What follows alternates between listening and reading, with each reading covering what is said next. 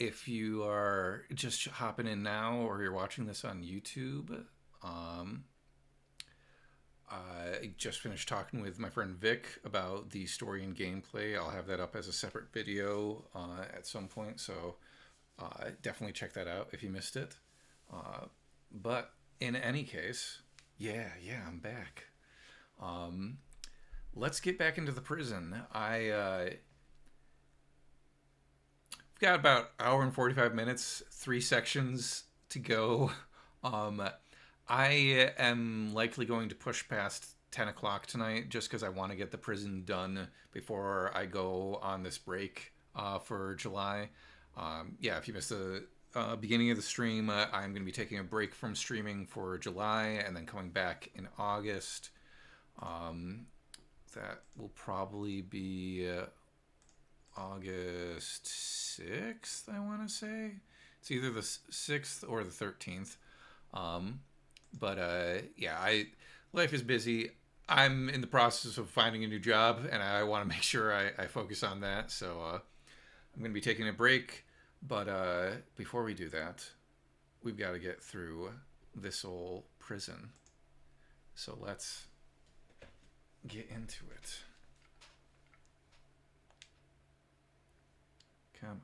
Oh, wait. I need to actually click back into the game. All right. Continue.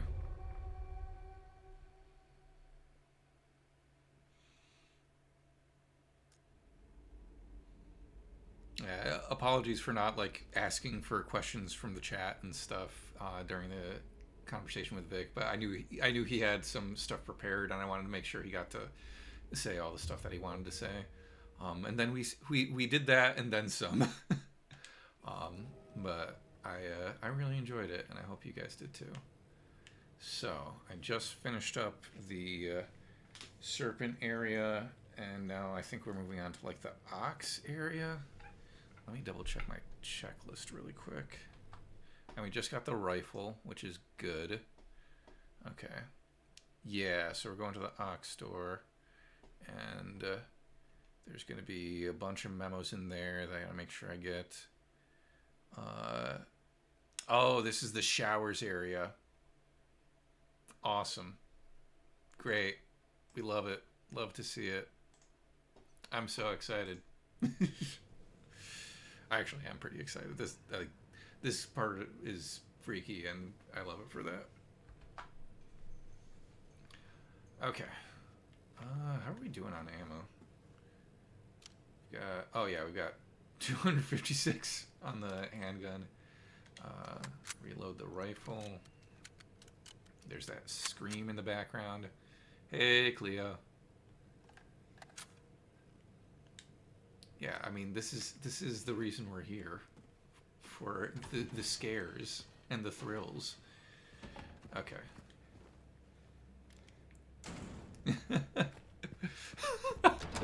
I'm not missing this. Don't you give me ketamine this time. Oh wow. And already the skittering is starting. Okay. So did I already do? Oh, sounds like something's moving around. It's the hornless ox.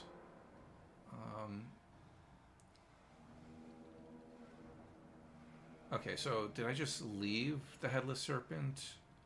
And did I go back to the... Yeah, because I had to go get the rifle, so I don't think I've done the weights yet. Or maybe I did.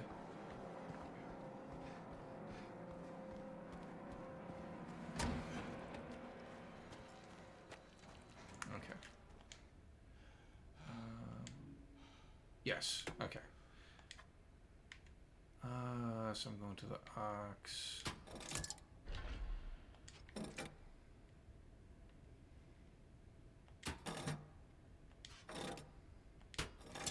There we go. Okay. So yeah, here we go with another spooky story. Oh, nope, I'm running. I'm not dealing with you. I've got places to be, people to see.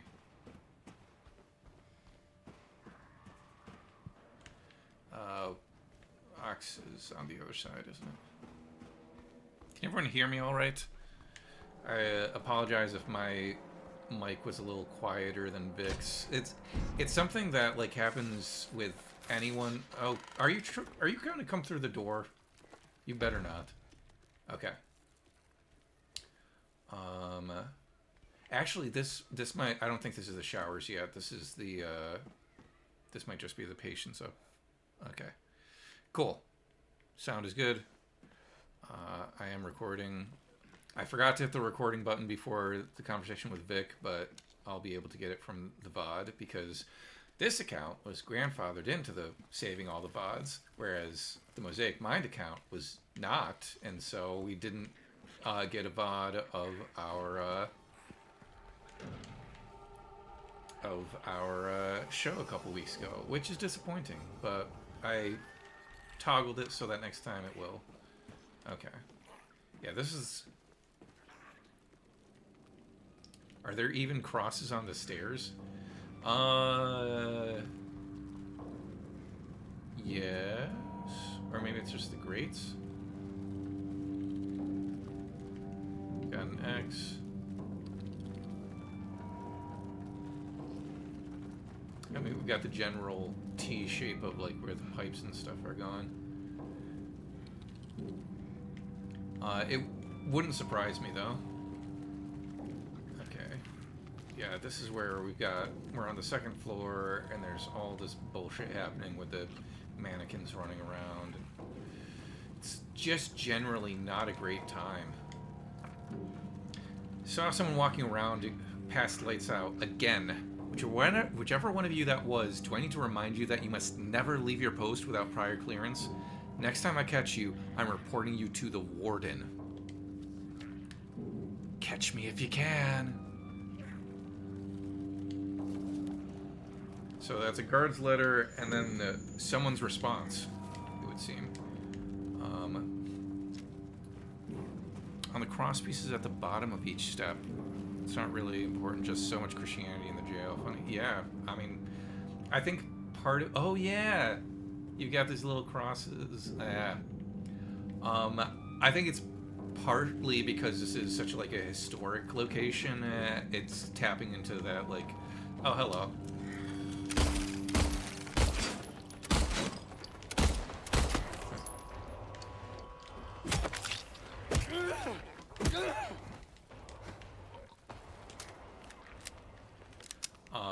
Yeah, it's tapping into like the Northeast Puritans, Christian stuff. Okay. What do I need to do up here again? I think I just gotta explore. Okay, so we just got the note from the warden, or from the guard that's like, hey, don't leave your post.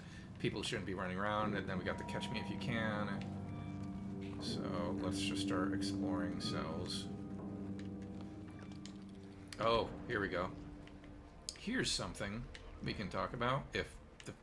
Oh my gosh. There we go. It is bad to take when they own. They said they own, the other can't take.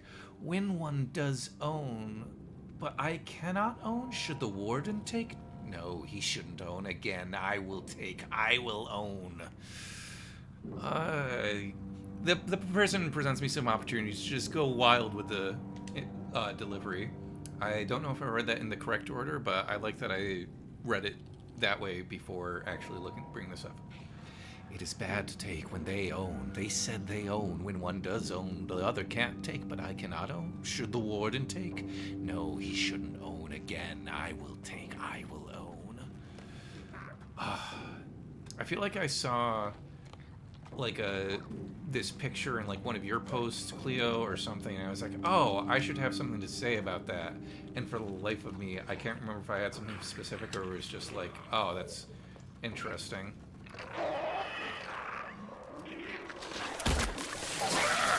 Dang it.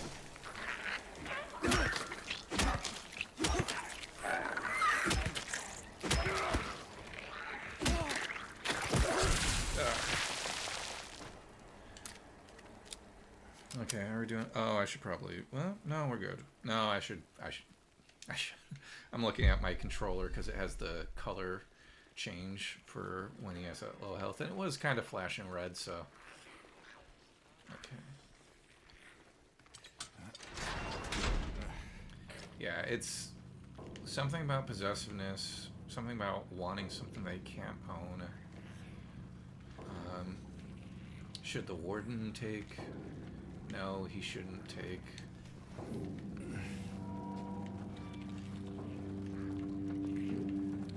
Yeah, they really just, like, there are definitely more sounds of mannequins skittering than there actually are in this area, or that are actually a threat to you, but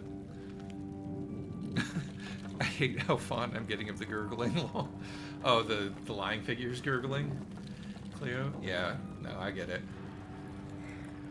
Again, it's like we were talking about in that post this week, like the familiarity of certain things. Okay. Oh, so this is the showers area, isn't it? Yes. Okay. This is the showers story.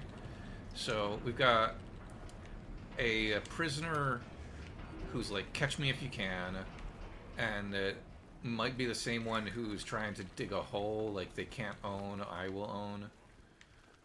I know there's a shiv involved here somewhere, so maybe that was hidden in the hole in the floor. Okay, what do we got here? Disruption reported at the morning route on Sunday. Disruption reported, C140 yelling about C777 haunting him. Okay, I'm taking notes. I'm writing stuff down. We're being methodical about this.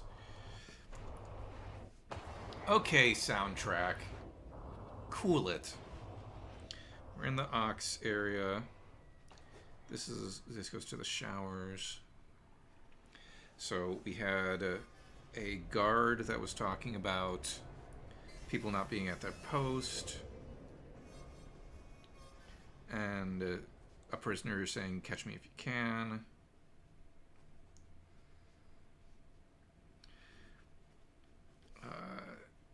Catch me if you can.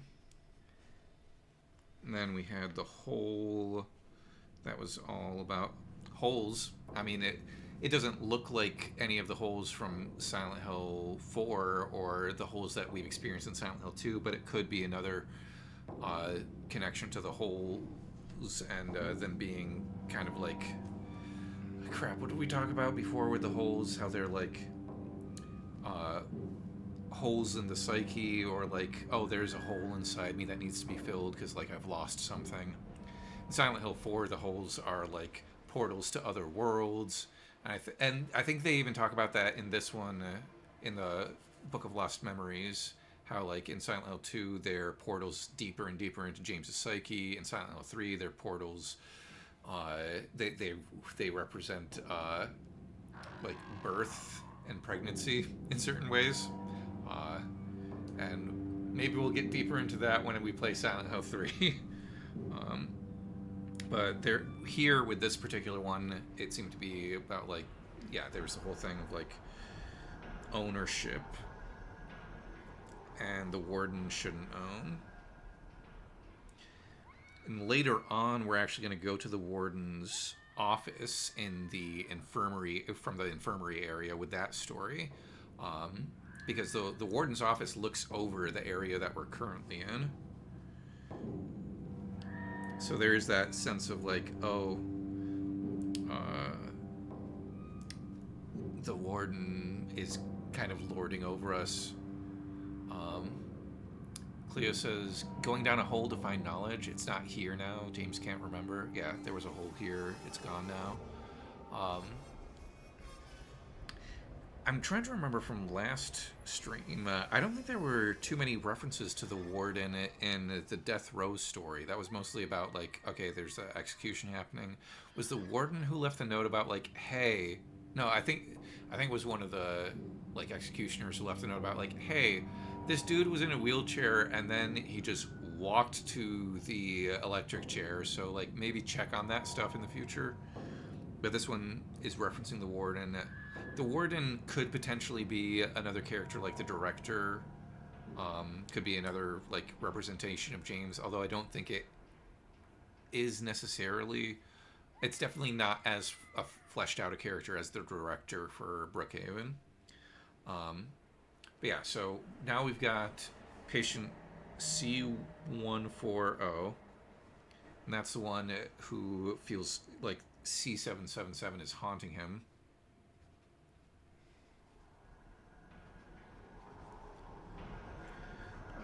C777 claims bars can't hold him.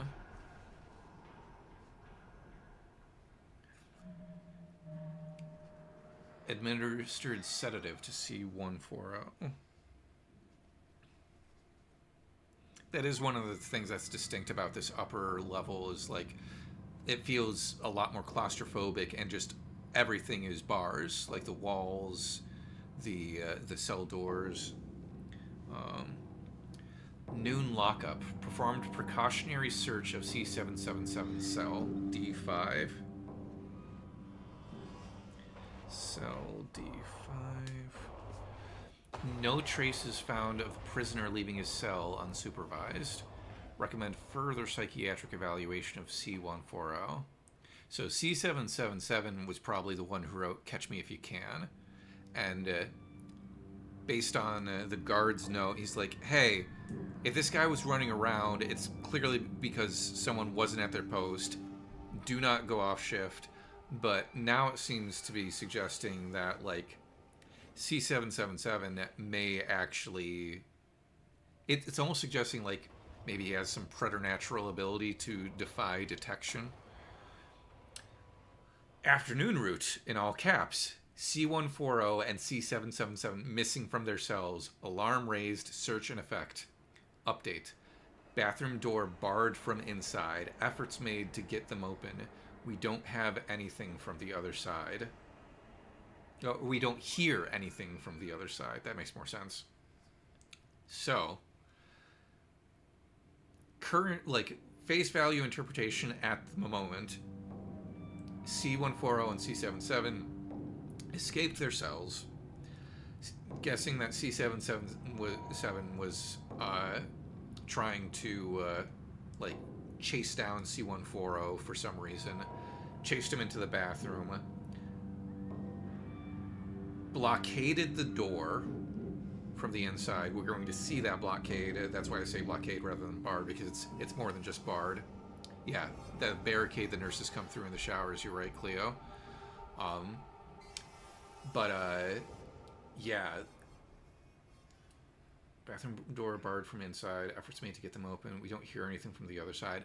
One of the thoughts I had when thinking back to this section of the prison was, like, with all of the creatures you find in the showers and how they get up and start attacking you, I almost wonder if, like, C77 chased C140 into the showers and had, like, accomplices that helped him barricade the door so that they could just do what they wanted to C140. And I don't think we ever find out specifically what happened to C140, but we'll see. It does say we don't hear anything from the other side. Also, they might have just killed each other. That's a possibility. With that knowledge in hand, that gives us at least a sequence of events that we can reference when we get to the other notes that we're about to find in this section.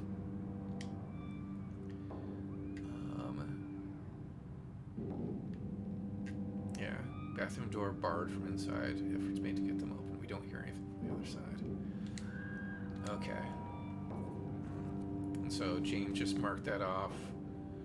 What did he mark off? Oh, maybe he just circled C4 again. If I hadn't already circled it. Okay.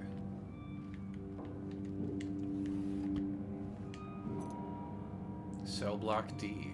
Okay. That'll be useful.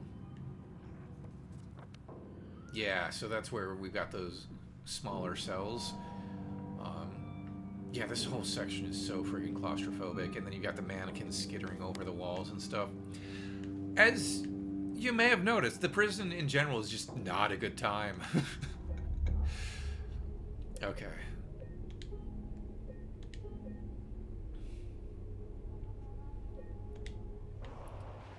Let's go back out into it as the soundtrack assails our ears.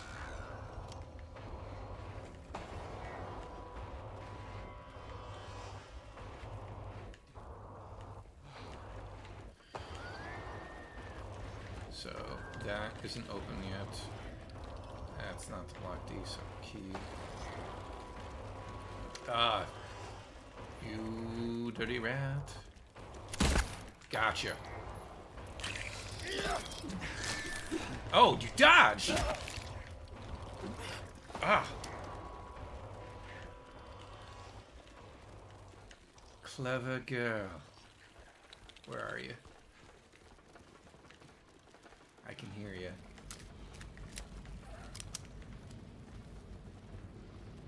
Okay, there's also a breakable wall here.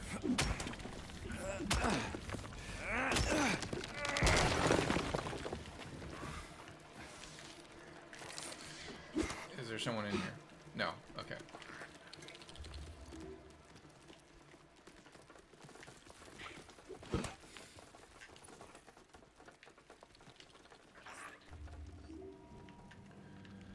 Yeah, the whole... Yeah, the skittering is... you're right, Amat. That is exactly the words I would use. That skittering is truly unsettling. They did their job well with the sound design in this area. One of the criticisms I have seen people level at the Silent Hill 2 remake is that, like, it feels like there are fewer moments of silence in the remake, and I think that's accurate. It doesn't ruin the experience for me, but I think that is something that Akira Yamaoka specifically did well with the original games. Is like, he went out of his way to have areas that were just very quiet, and then they would get disrupted and freak you the fuck out as soon as they had lost you. They had drawn you into a false sense of security. Yeah, and for some reason, you just can't open this door. Is there another one scampering around here somewhere? Okay, so this is cell block D. We have the key. I'm not going to go in there yet because I want to make sure I explore everything right there first. So this is the barricaded bathroom door, I believe. I saw you skittering up there. I know you're watching, James. Come on. Was I in here before? Oh, we have another note. Oh, crap. The use icon got glitched out. Looks like. Crap. How did that happen? There was a use icon over here, wasn't there? Oh, jeez. I think my game glitched. Leave me alone. Okay. Maybe it thought there was an item there, and there actually wasn't. And that's why it kind of glitched out. Okay. Are you in here? Someone in here? I was already in here, wasn't I?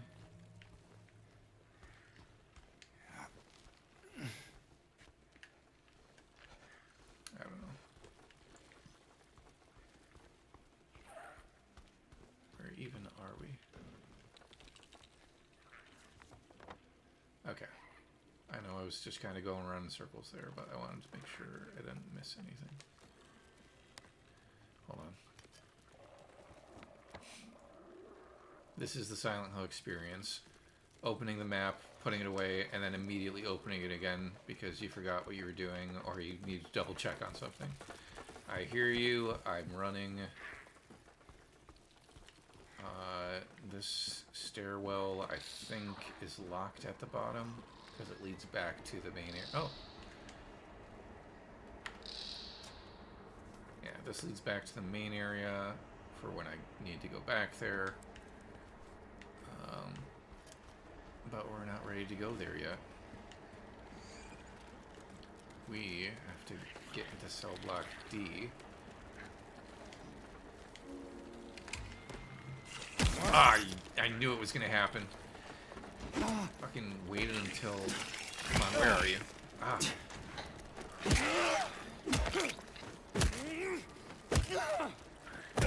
Oh, that must be the one that I hit a few times already.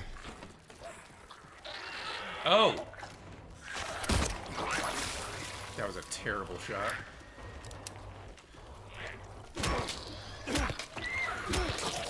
Ah. Stay out there. Okay. What are you hiding in here? Rifle ammo. Use a health drink. I have tons of syringes at this point. I am going to turn this light on really quick. No, that didn't really get me any better bearings of the area.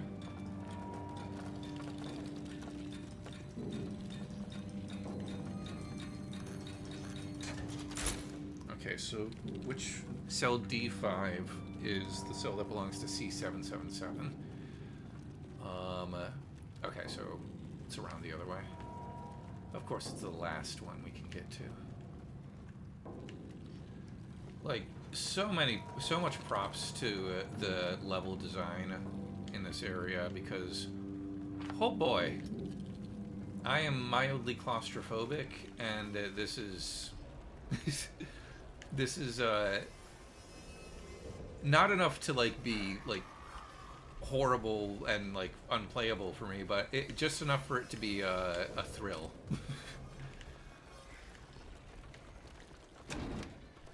Okay, so this is almost like a solitary confinement type room with like padded walls. Got a syringe here in the wall.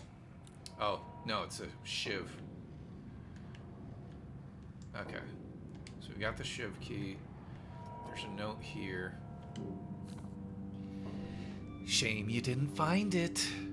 Shouldn't you know this place better than I do? Now it's too late. I'm going for a walk. Clever boy. Here's your reward.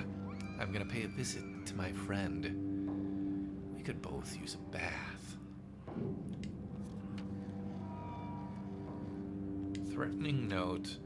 These almost feel like two separate messages to the, like, shame you didn't find it. Shouldn't you know this place better than I do? Now it's too late. I'm going for a walk.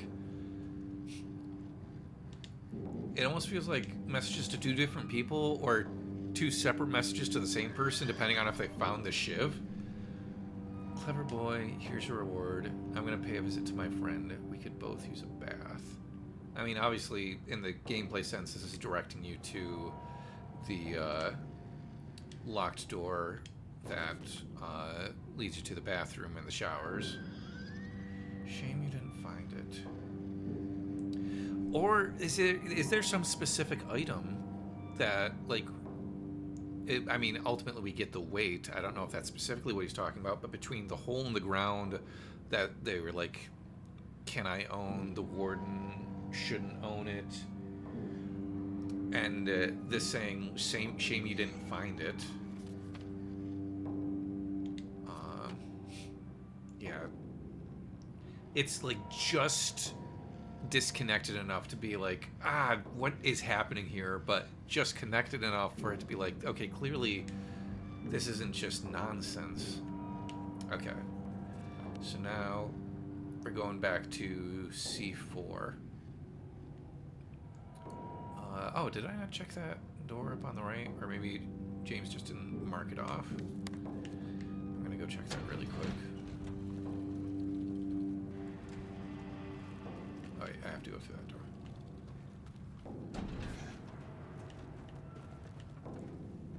Okay.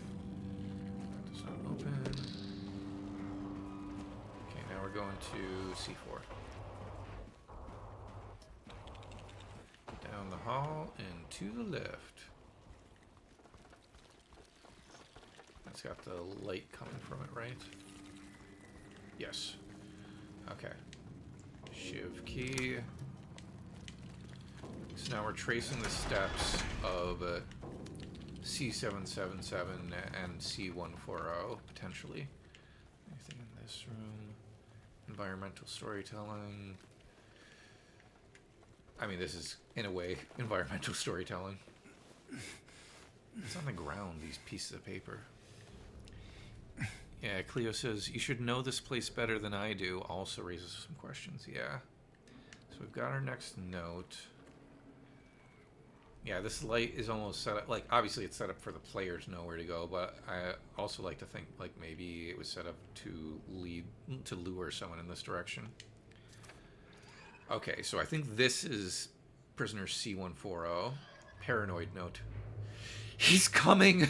I know he is. The bars, the walls, they can't hold him. He'll get in. He'll get in! I still have time. I can make it almost through, but he's close. I can feel it. He's coming to finish it. Let him come. I remember reading that the first time, and I kind of really like that. How it's like, they're like, the prisoner is freaked out, and then they're just like, you know what? Fuck it. Let him come.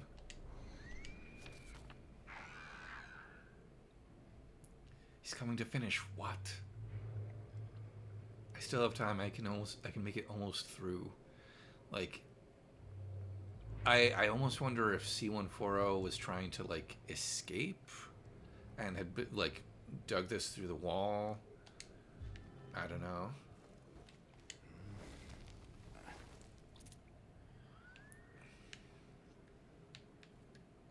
Okay. Where are we going from here? Aha. I hear bugs. I hate the bugs. Auto-save. That's always a good sign that we have nice things in store for us. Okay.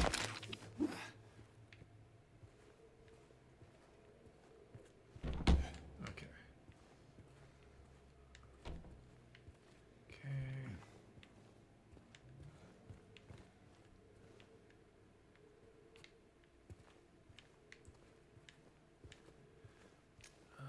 Let's look around over here.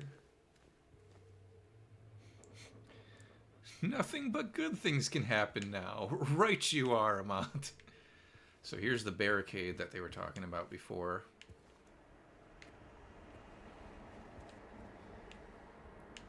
This is the grimiest bathroom.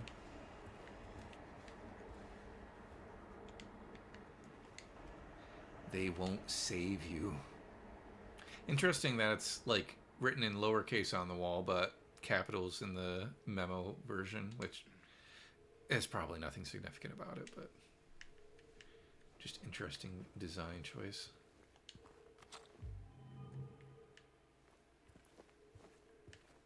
Okay.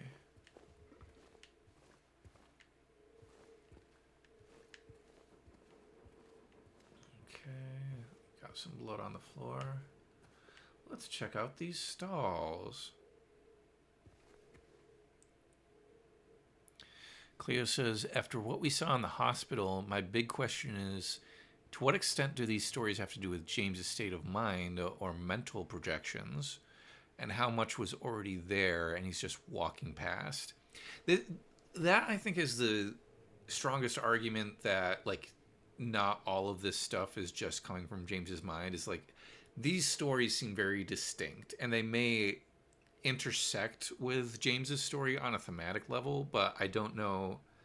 I think there's definitely an argument to be made that, like, yeah, everything we see, even these stories, are contrived from James's mind based on the things he's seen.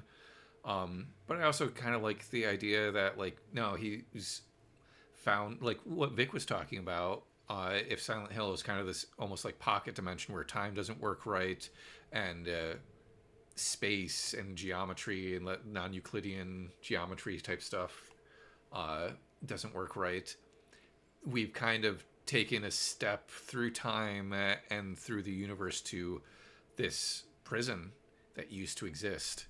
And the reason we're here is because these stories do intersect with James's in a certain way, but not because he created them to do that. I think Silent Hill was like, oh, you want to be punished? You think you're feeling guilty? Well, then I guess you got to go to a prison. You probably are thinking you belong in a prison. Hello, Dolly!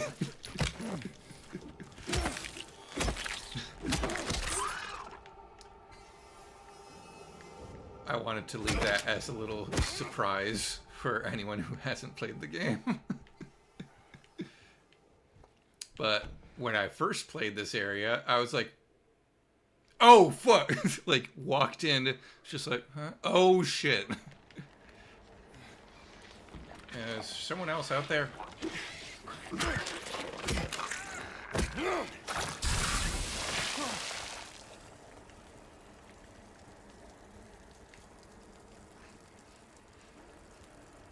Wait until the acidy spit dries out.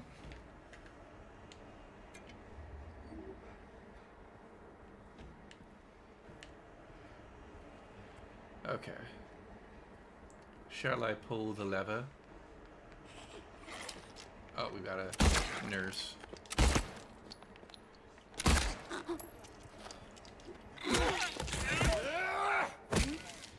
I do want to pull the lever because I think we get a really nice kind of like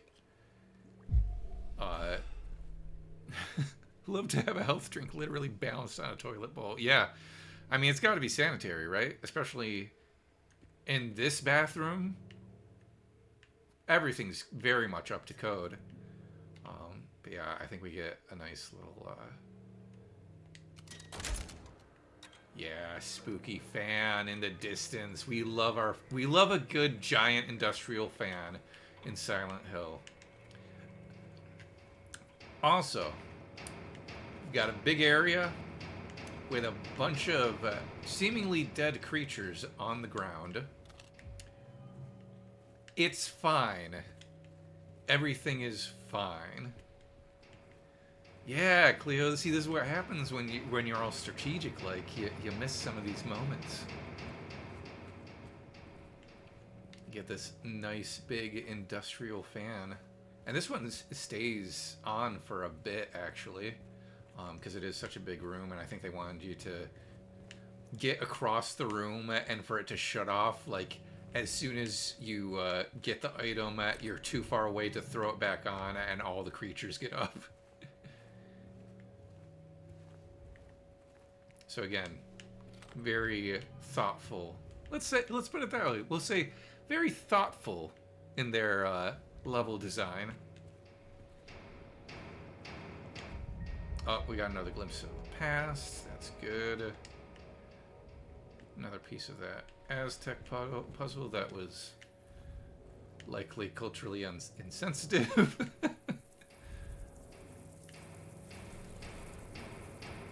Just gonna get me some more of this ammo.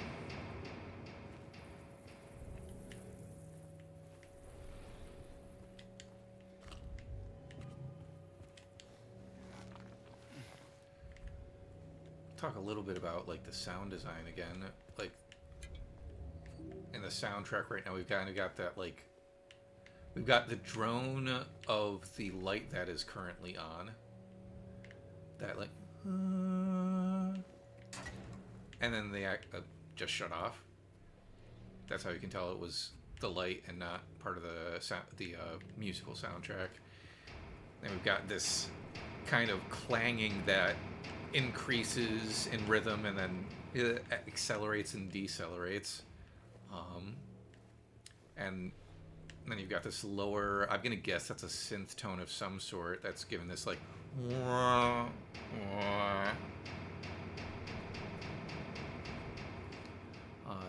Cleo says they assigned the seductress to Angela, and I'm guessing in the original game with the Aztec puzzle.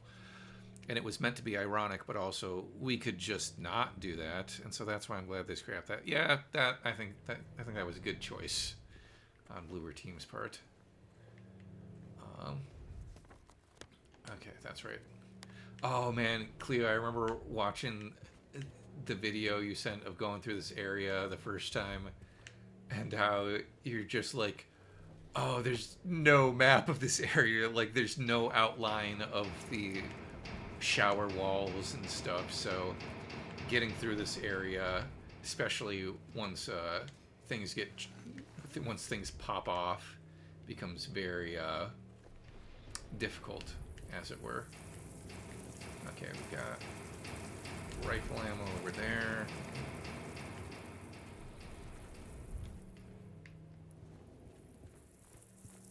We got bugs. I'm not dealing with you yet, bugs.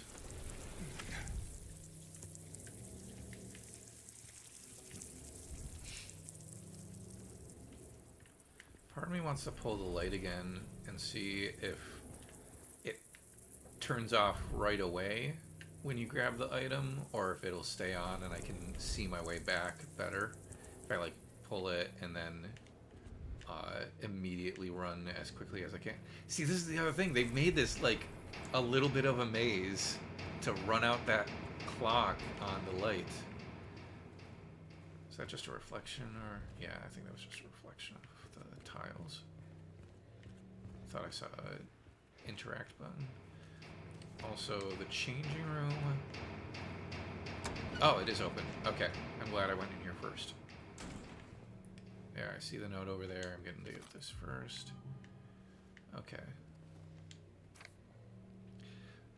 This looks like C140's handwriting again. Crumpled note. I told you, I told you, I told you, I told you. Didn't listen. He's here.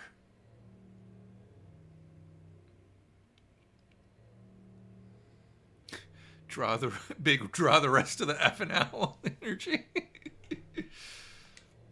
Oh, was that a meme? I can't remember. I feel like I remember. That sounds vaguely familiar.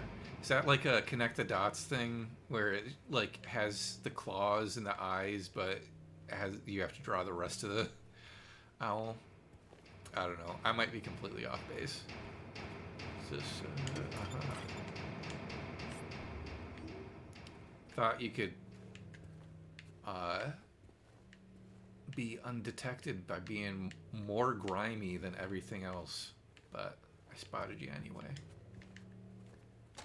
Okay, I'm glad I went back here, because I might have missed that. Okay. I'm gonna see how quickly... Yeah, if I just go this way. We've got all these bugs. Is there anything else over here? Got these skin-like curtains. Don't like that. And we've got another hole for James to put his hand into, because that's his favorite pastime, especially with bugs. Yeah, like even this, it's running out that time on the lamp.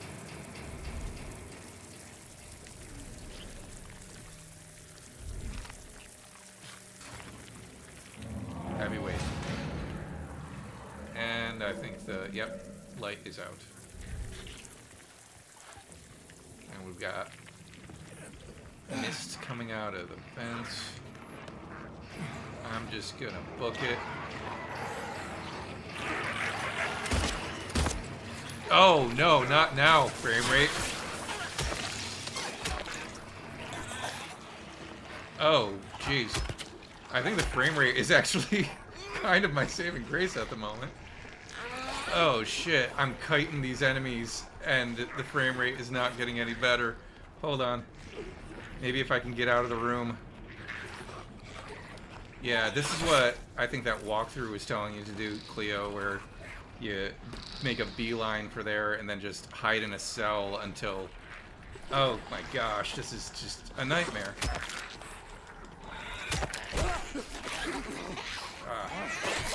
Oh crap. Okay. We're back. We're back. Oh no! Ah, shit. I should have taken a health. Okay. I don't think that puts us too far back. Yeah, because it auto-saved right before it auto-saved when I got into the bathroom. Okay, I just gotta remember to grab all that stuff. Cleo says, I understand now why they designed it this way, because you can lead the enemies around the traversals in a circle to get them away from the door, if you're on standard combat. I was on light, so I was able to just shoot my way out. Okay.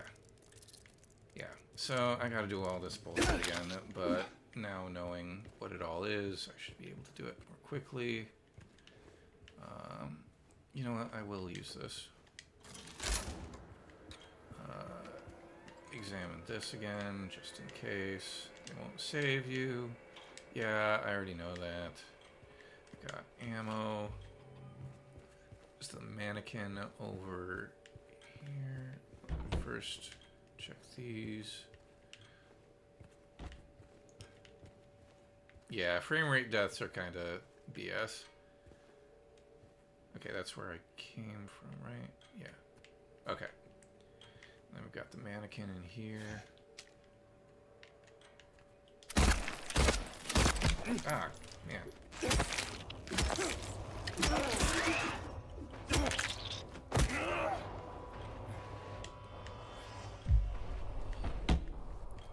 There's nothing in here. And there's the health drink carefully propped up on one of these toilets, right? Yes. Okay. Throw the light on. Get the nice shot of that industrial fan. Search everywhere. Oh, is there someone already up? I don't remember that from before. Ah. Interesting.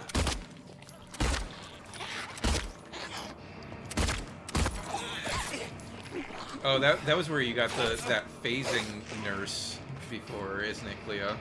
Just kind of phased through. Oh, James! Worst time to reload. Oh, but best time to kill. A time to live, a time to die, a time to kill, a time to resurrect my dead wife because I can't let her go.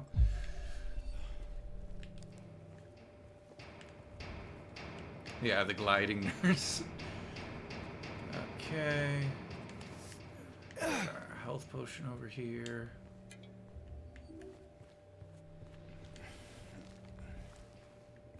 Oh, I gotta remember to go back to the changing room.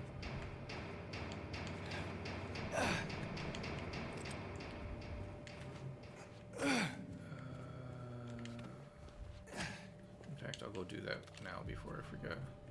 Well, no, I want to finish clearing the room of items, because otherwise I'm going to forget where I was. Glimpse of the past.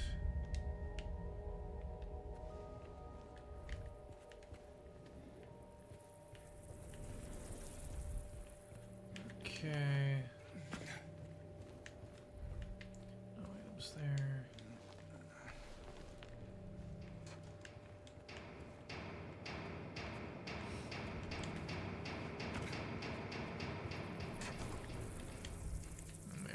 Light, which may as well.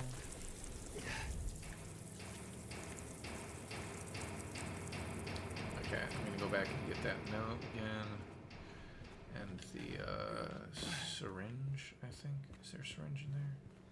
There's something in the health box. Told you, didn't listen. He's here.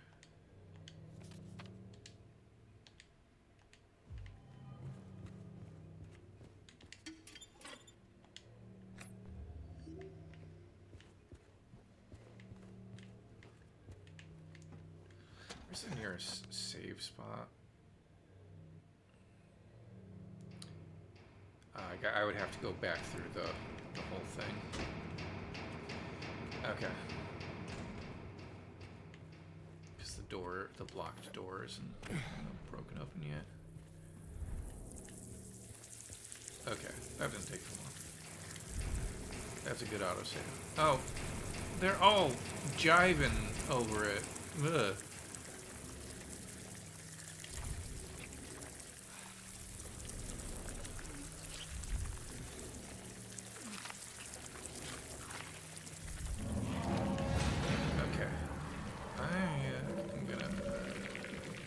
Try to make a beeline.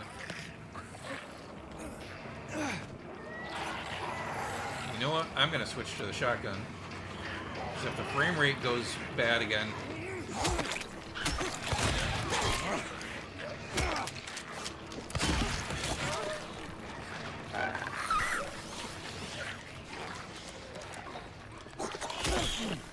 Oh, fuck. Drink, drink. Oh, fuck, they swarmed me. Oh, jeez. Oh, it's a nightmare. Syringe.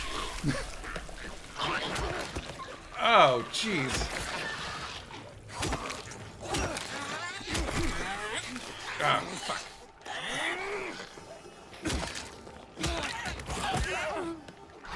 Oh, fuck.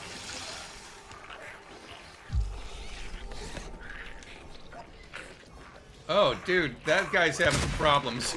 Oh.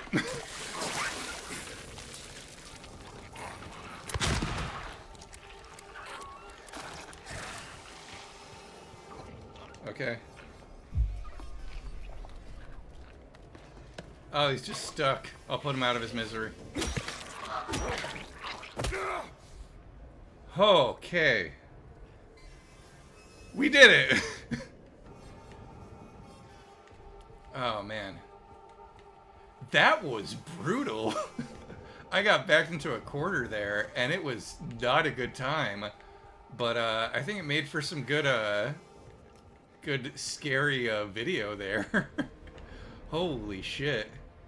How did I back myself right into, like, this specific corner? That was insane. Oh, something's moving. Oh. What are you doing? No, you don't. I'm sorry. I cannot abide a crawling lying figure. Or a walking one, at that. Okay.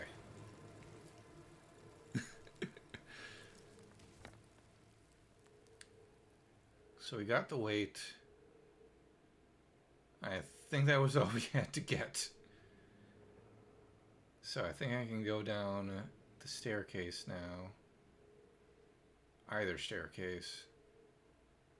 I'm gonna save at the guard room real quick. Just in case. And yeah. Blockade broke. So we weren't just getting people from the showers, we were also getting nurses or other mannequins from the hallway. And there are also still mannequins out here. Let me get back to... Oh! Oh! That was spooky. It kind of just glided backwards for a second.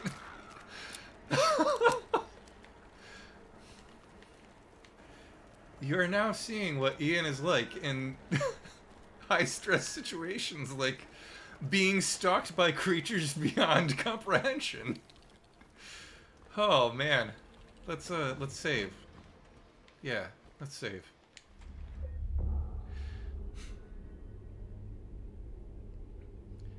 Holy crap. Oh man.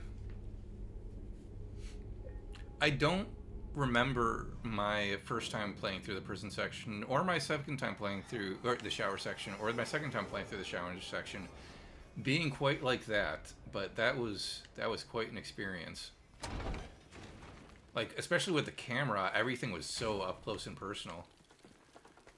Where is the nearest staircase? Okay, yeah, just go this way, go around the corner.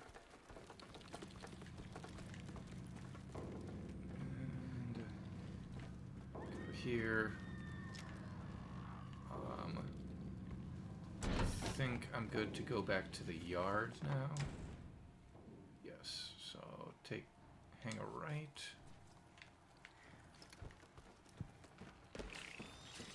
Ah, I should have dodged. No, I'm gonna keep going. It's not worth it. Yeah, good point, Cleo. Yeah, Cleo says, this is why I'm like, are you sure over the shoulder camera isn't scary? I mean, yeah, like, Clear said, you were channeling me, apparently. Always in a corner for some reason. No, that was incredible, though. I don't know that I'd seen everything in there. Okay. Cool. I'm glad you were able to... You got to see stuff that you hadn't before. Let me check to see where I'm at with my notes and glimpses of the past.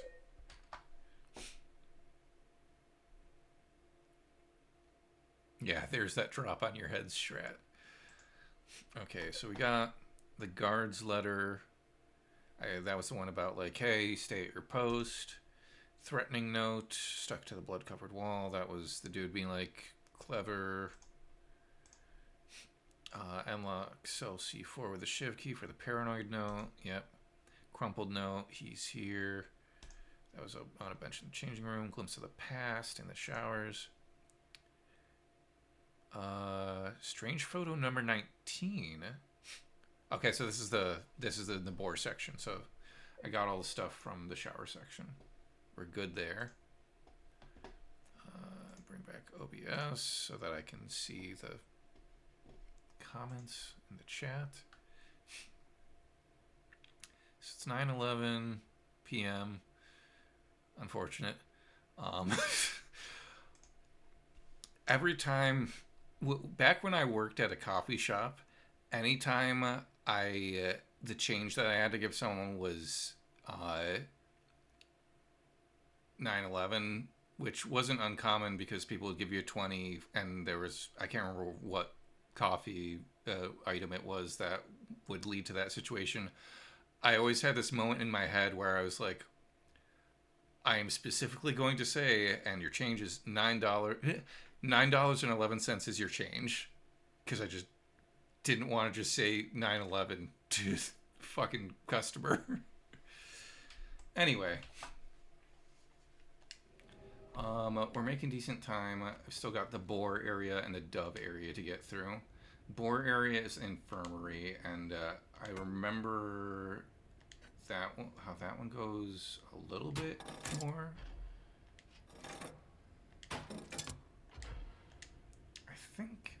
I think I can do this. I just saved, so I'm not even gonna bother. Eyeless bore to the right.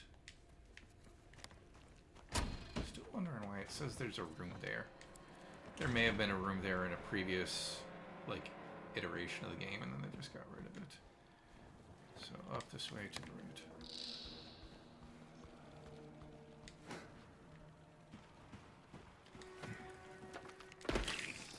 Not getting me this time. Oh! So you're gonna come in? No, you don't. Okay. I know there's like a nurse right when you get in here too, I think. There are creatures in the front office here. So this is the bore area. It's a bore. No. Dumbest fucking pun ever, Ian. I see you. God damn it.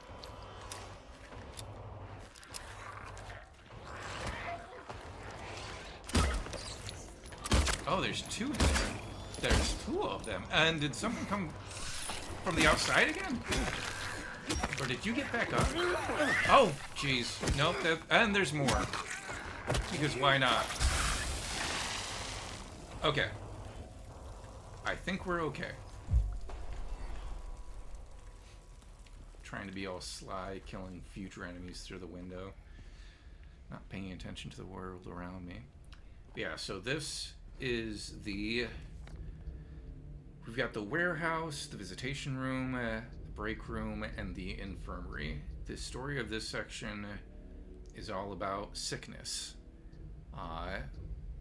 And why in the world would sickness have anything to do with James? Or Mary? Okay, before I grab that note. Okay. So we've got another logbook. Morning route. Incident at the infirmary. I think the prisoner numbers aren't going to be as relevant in this situation, so I'm not going to write them down. D183 assaulted medical staff, attempted to steal medication. Situation under control. Noon lockup.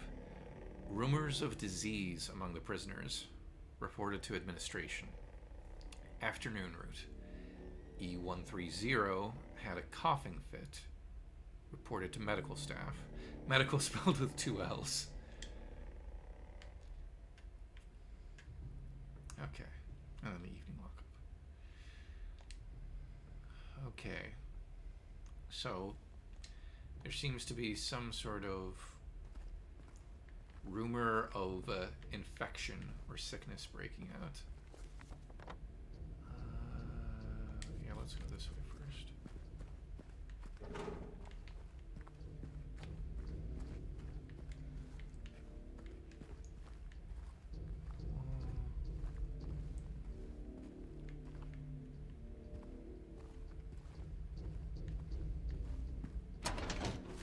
Oh! Ah, dang it.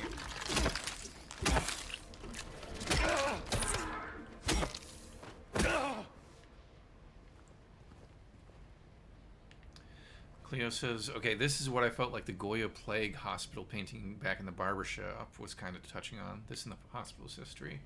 Yeah, I think that's a fair connection to make. Do I want to go this way first, actually? Oh, okay, the stairwell is blocked off. Okay, yeah. Okay, so this is the warehouse where I was shooting that mannequin through the door, and it may still be around here somewhere. Or no, that was the one that I just killed, right? Oh yeah. Yeah, I just killed the mannequin. Okay.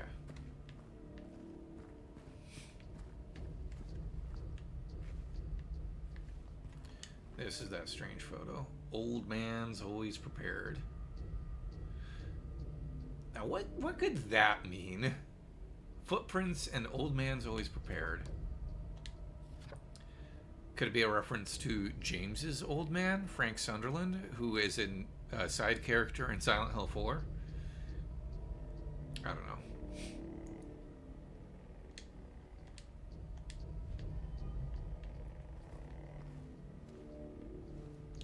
Unlock this. Come back out. That's back to the front door. I'm just leaving a trail of bodies everywhere I go.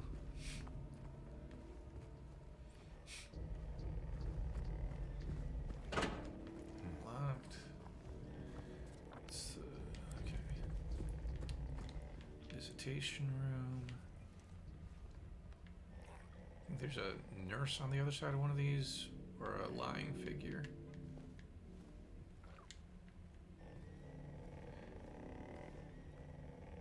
Was this wall painted red? Yeah, this doesn't look like rust. Or this looks like... This is an awful color for a visitation room. Just very oppressive. Hello? There you are.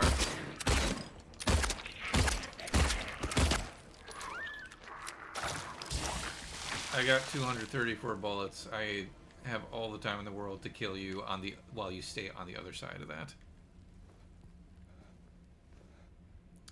Oh, this is the one that doesn't care if you're reading.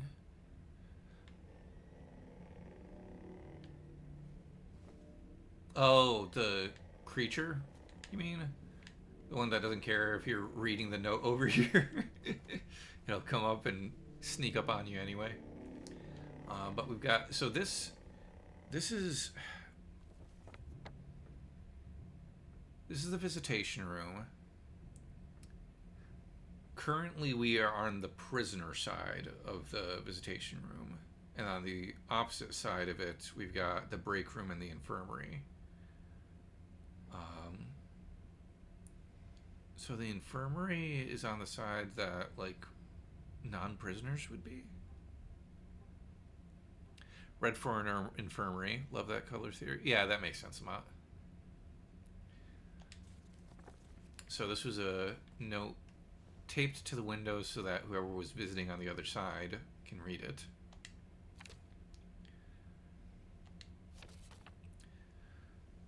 Guards think we're lepers now. Don't know why.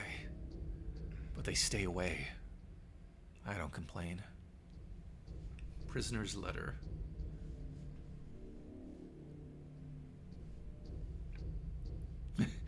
Cleo said, it came after me through the traversal while I was standing there minding my own business. Aren't they just like that, though? You're trying to read a letter, and then they're just like, hey, I want to spit vomit on you.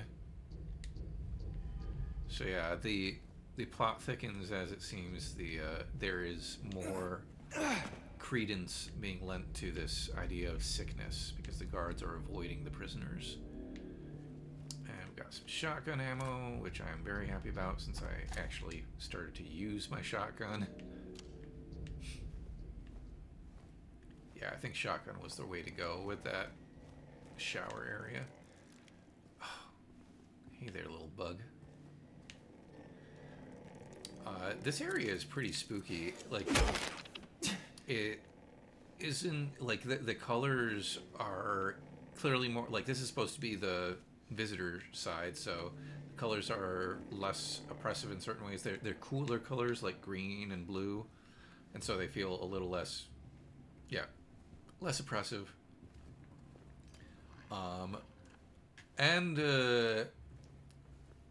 is that?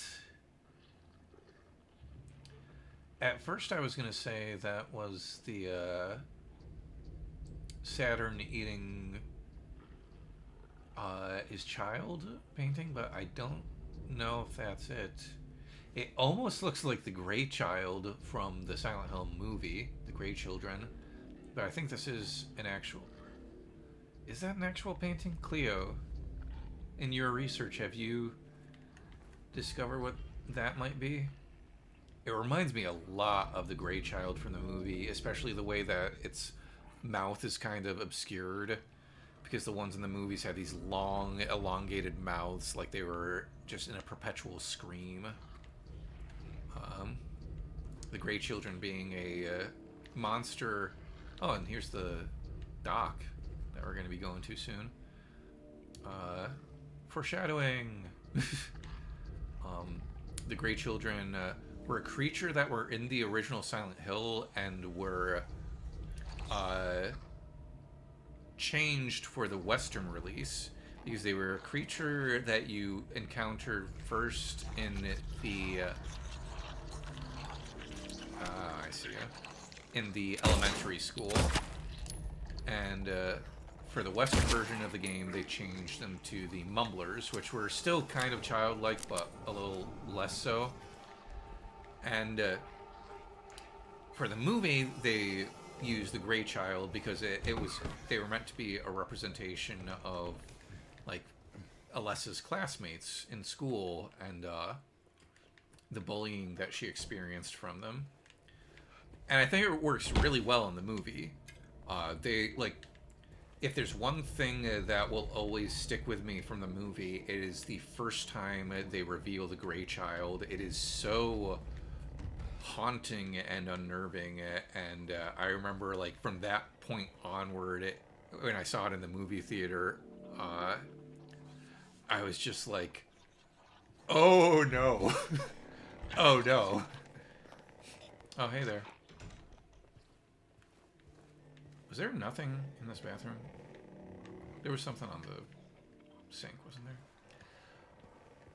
So a lot of people have been wondering. That's what this bathroom was. I thought it might be this one. Just random girl, woman banging on the door. And I remember, it might have been in your video you sent me, Cleo, like asking, like, wait, why would there be a woman's voice here? But this is on the visitor's side, so. Fucked up. That's what it is. All the same. And, I think, did I mention last stream the whole Hinako thing? The Japanese folklore about a girl in like a crying girl. Oh, was that the breath? Was that Mary's breath? I don't know. These look like maybe staff members. crying girl in a bathroom stall, almost like a kind of Bloody Mary situation, or maybe not a Bloody Mary situation, but yeah. That might have been another reference to that folklore. Ooh, a save point. Don't mind if I do after I check the rest of these stalls.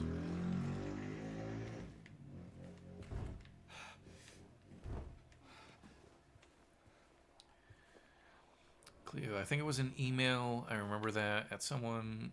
I said, wait, there are female nurses. It could have been one of them. Not great. At some point. Anesthesia. Yeah, don't worry. Don't worry. Don't worry your head too much, Cleo. You are recovering. Yeah, save. But yeah, that is. I want to say that jump scare is there in the original as well, Amat. Like, you go into the bathroom, and you're like, okay, I guess there's nothing here. And then as you're walking away, wah! And they do a similar one in Silent Hill 3. That I'll mention now because by the time I play it, if I play it on stream, you'll probably have forgotten about it. You're in a room full of, like, it's like the back rooms of the mall, I think, or the office building.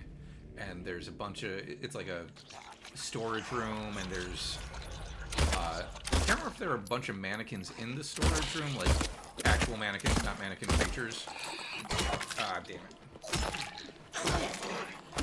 But, you walk around a bit and you find this one like bust,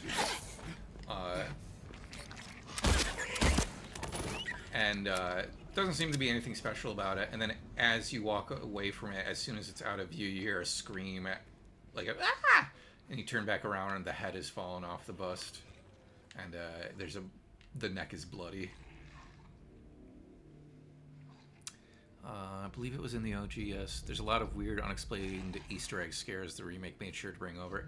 Yeah, and that is something that I am really glad that they maintained. Is like there are some rooms and moments in all the Silent Hill games that are literally just there to scare you, and they might have some story significance, but they're mostly just there to like freak you the fuck out.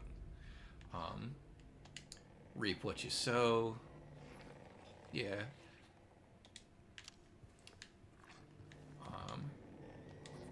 You brought this up in your video, Cleo. Like, there are people who have said, like, that's way too on the nose. People are gonna, if they don't know the ending, they're gonna figure it out immediately from that. And it's like, not really.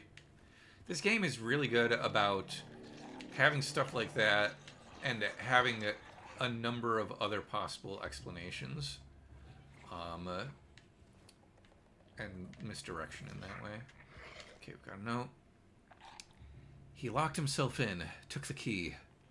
None of the COs got a spare, but I know there is one. He was going nuts over the disease. See if the head nurse doesn't have it. Thinks he's safe up there. He'll get what's coming. I think they're talking about the warden. Warden got freaked out about the disease and locked himself in his room. And we'll pick up on that later. What'd you just write? Oh, that was about the whole thing about the head nurse. I'll deal with you soon enough. But first, a glimpse of the past. Possibly the most notorious puzzle from the original. Walking around the prison, you have to get some wax, a horseshoe, and a lighter so that you can make a makeshift handle for this trapdoor. Very classic adventure game logic sort of thing, where, like, as you're passing so many other things that could be used as a lever, you can't use any of them. You gotta make this handle this way. I remember people being fussy that the graffiti looked too clean. This was way early on, and the blooper can't pull it off. Yeah, like, this is the thing, is people... If people go into something expecting not to like it, they'll find ways to criticize everything, and it feels like people are still doing that. Another very scenic moment. Cinematic. You know what? I'm gonna give the rifle a try. Oh.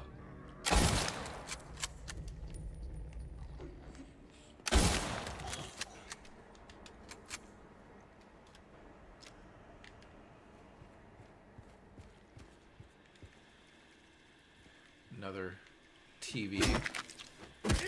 Those nurses love their TV.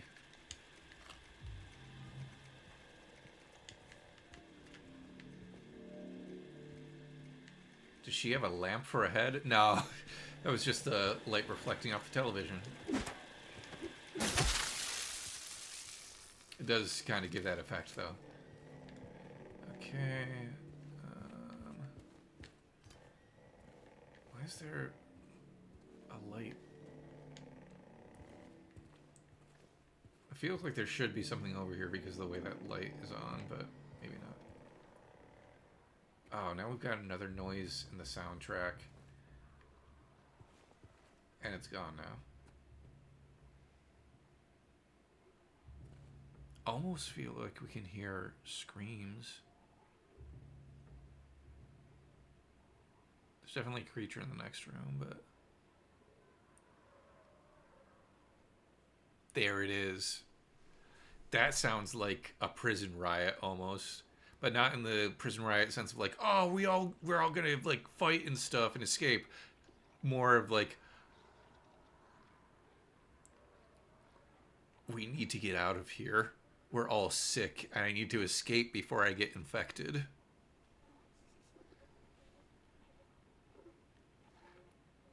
That's...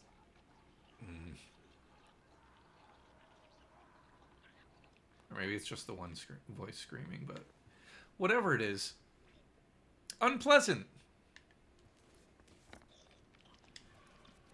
I rewatched that video that Bloober team did on the sound design in the game, and like they even say in that video, like in certain areas, like we recommend just standing there and not doing anything and listening and seeing what you hear. And I'm glad I did it just then, because that sounded awful. Got a couple nurses in this room up here. Oh, come on, James.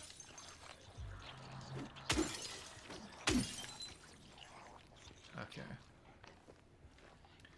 I'm gonna try to lure you out some way. But first I'm gonna get stuff in here. More bullets. A note. New rules of conduct effective immediately. Guards are to keep their distance from the prisoners at all times. Any attempts of approaching the guards by the prisoners are to be met with immediate disciplinary action.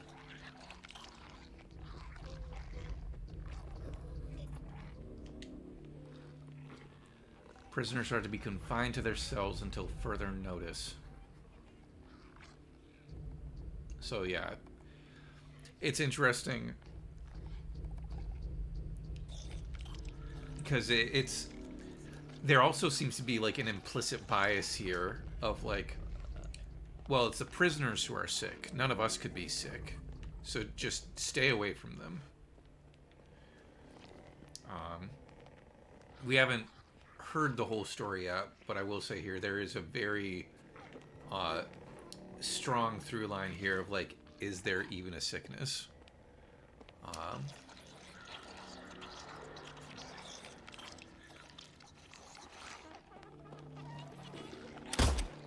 I missed. There we go.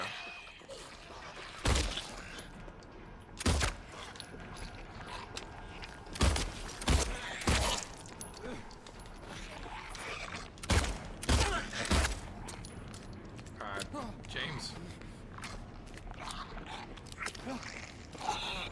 Oh, come on. I dodged so much.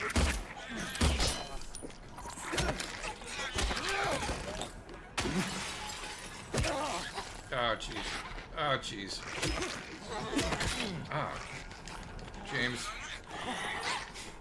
I gotta get out of this corner. I only have 6 health drinks left. Keep using those rather than the syringes.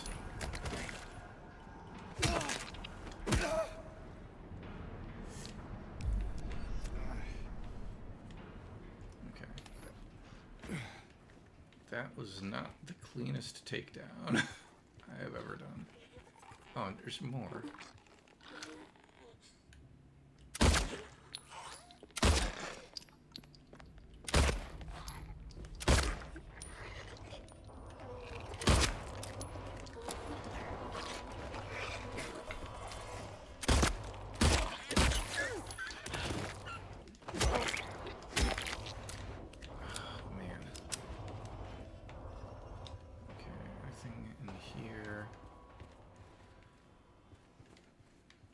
Like, this is the main infirmary, and there's like one bed that's still basically standing where it should.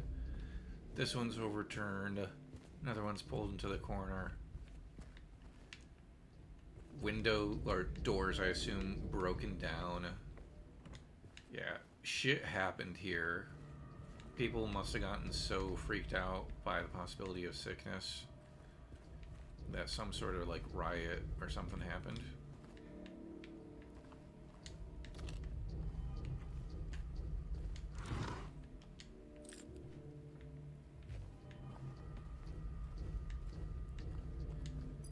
Key to the upper floor. There is a note over here. Repeat examination report. Conclusions. None of the examined show any clinical sign or symptom of a life-threatening illness, contagious or otherwise. The recommended endurance tests were also performed. The results have been submitted directly to the warden as per his specifications. Why are we doing this?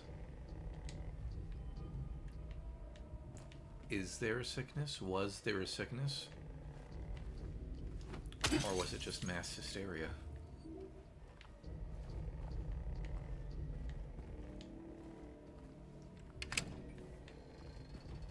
And did they perhaps decide to quarantine this area and the prisoners weren't too happy about that?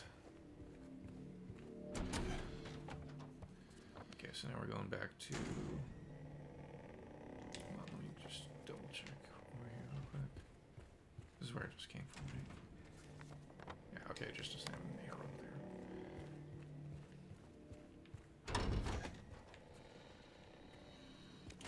Now we're going up to the warden's office. Got the blockade over here.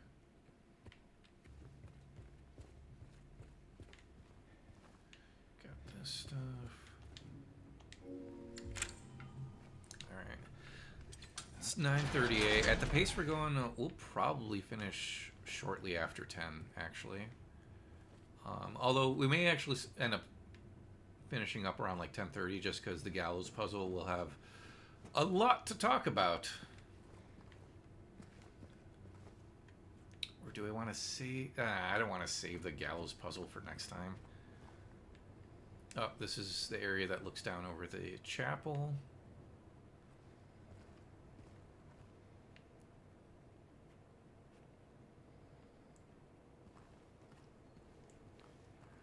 Some books. Cleo says, "You know, I have my whole theory about guilt being what sets off Silent Hill, not wrongdoing. Laura's a total brat, and she feels just fine about it. No monsters." Oh, what are you up to? I was reading a note from Cleo. How did you know? Oh, you just can't decide what you want to do. A prison has got to be full of guilt, whatever shape that might take. Yeah.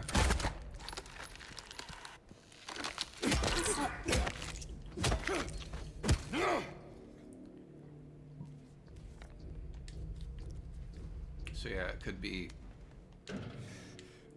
something supernatural going on. Okay, did we ever figure out a way to get into the room over here? Do we ever get into that room? It showed it as like a locked room, not a broken door, so I assume we get in there at some point. Oh, Amat, you were talking about crosses before? How's that for a cross? That one in particular reminds me a lot of the movie End of Homecoming with how, like, industrial it looks.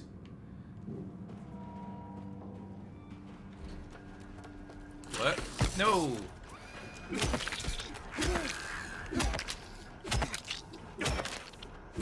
They don't care if you're eating! Yep, you're right, Cleo. The mannequins are genuinely so funny, Amat says. The body language is pure. Don't mind me, just swinging by. Cool, cool, yeah. It's fine. Everything is A-okay. So both of these ways go up to... Wait, where did I come from? Did I come from over here? Yes, that's where the chapel is. Totally fine and normal.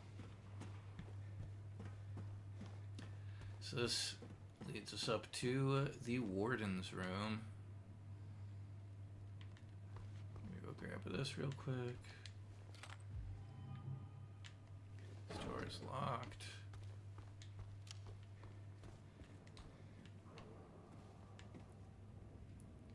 Again, another little, like, this one in particular, this lever is like, okay, this is clearly setting us up for a jump scare or a scare of some kind. Because, like, what other reason would they have this here? Ah, there it is, skittering across the window. Okay. Anything else in this room before we hit the typewriter? The save point.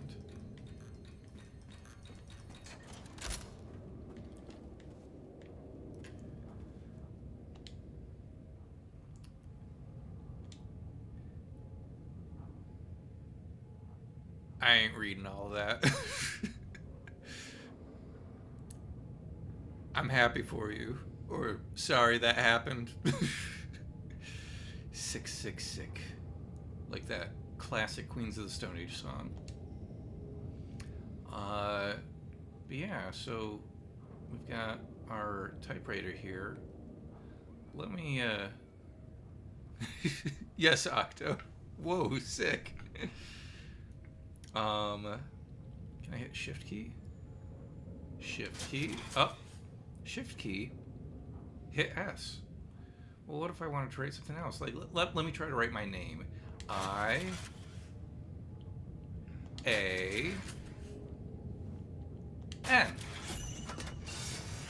That didn't spell my name at all. Amat says he included both an ordered and an unordered list. That's dedication. Oh, man. Okay. I think that concludes the infirmary section.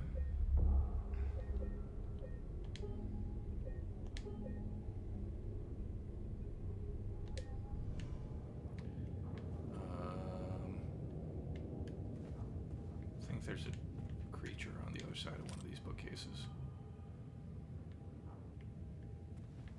I would not put it past them. But I guess not. This is the warden's own little personal library, I guess. Oh, probably archives and records and stuff. Okay. So yeah.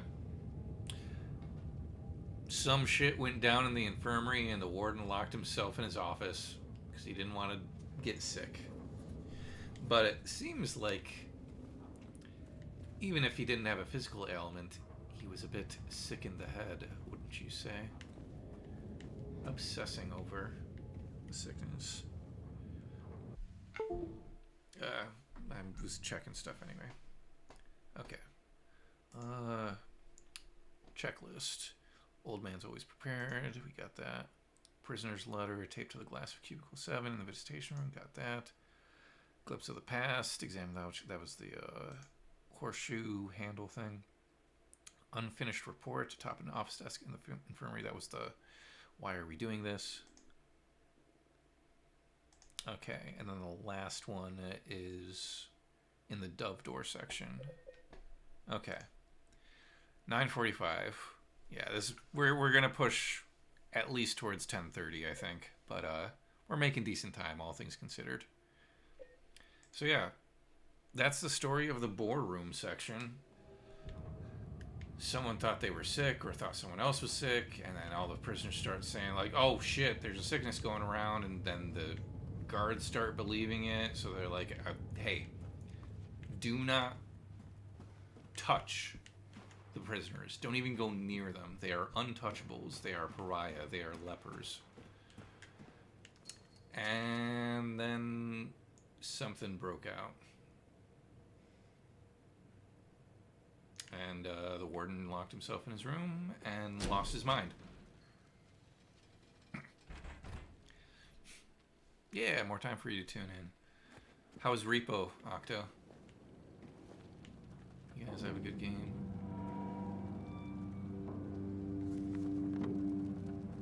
Okay, nearest staircase is right here.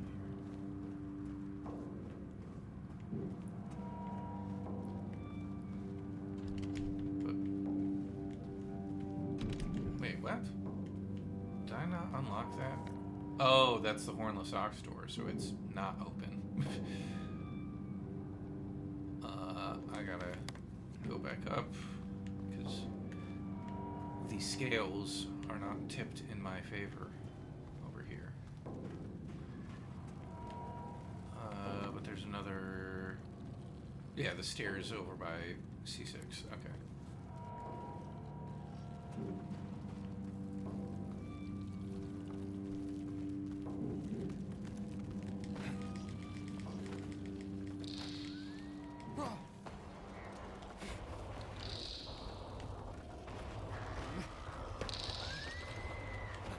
Stairs. There they are.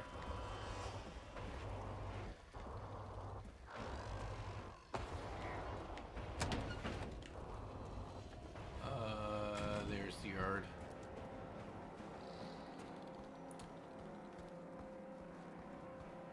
Had a good time? Nice. Mott says, between the warden's breakdown and the note in the controller. Between the warden's breakdown and the note in the visitation center, the guards are leaving us alone. I'm not complaining. It does create this question of who is suffering most from the supposed sickness, the prisoners or the staff. That's a very good point.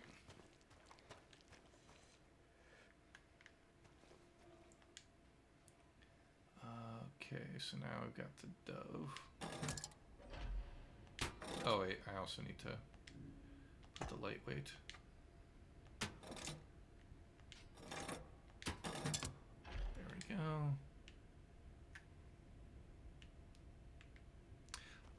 It is a... It's just a generic PS... I think it was a PS4 controller that my brother got me for my birthday last year, and I accidentally ran my chair over the USB connector. And I was able to bend it back into shape so I could still use it, but it seems that it created some issues. But yeah, I've been using a PlayStation controller, so like an off-brand one. Oh, someone wants to kill me? Where's the dove? Oh, it's just up and to the left. Okay.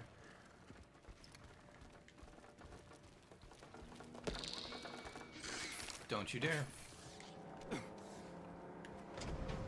I've got shit to do. Now, this is the area that I feel like Okay, I vaguely remember the story happening here, but I feel like it's the one that I may understand the least! Ah! They fucking track you down through the doors.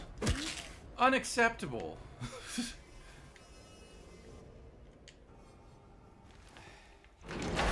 Oh, jeez. Yeah, Autosave. Well, apparently there was a cave-in, and I can't go back. Great. Awesome. Love it. And there's a leak somewhere. More water, James's element, as it were.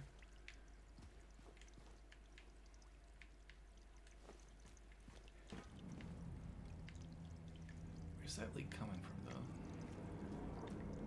Is it important? Probably not. Disrespectful. Unideal. You understand what I'm talking about, Cleo. This is, again, where, like, I say this in the most affectionate way possible. The prison is where, the game gets really mean in certain ways.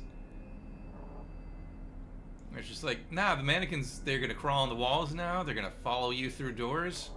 Get fucked. Okay.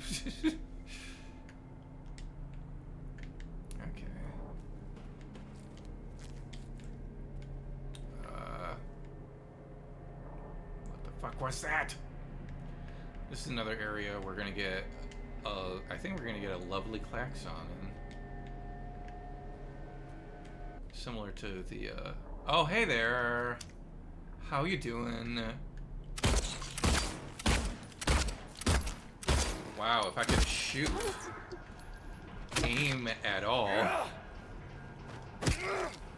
Yeah, these are not your typical prison cells. These are torture chambers.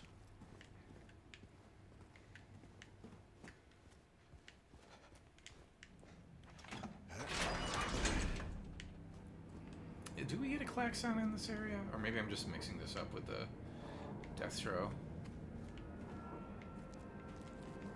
Yeah, I think that might be what I'm doing. We do have to flip some levers to open those torture rooms, because one of them has the weight in it, but I don't know if there's a siren or klaxon that goes off. Like in the death throw area. Okay, yeah, there's a wall to break through here.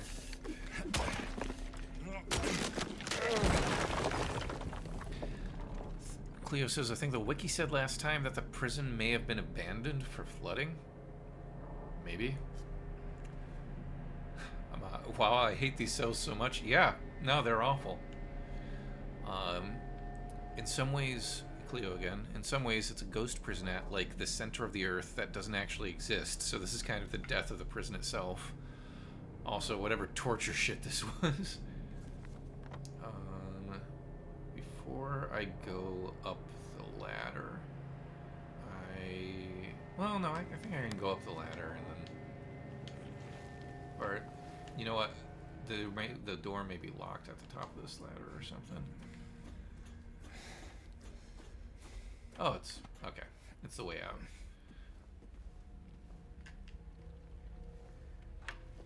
So that leads us back to... Yeah, the first floor. Back to the yard and everything. So, this is where we will end up.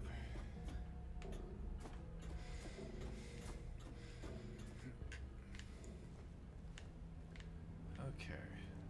Can I open it from this side? Nah, it's gonna be annoying.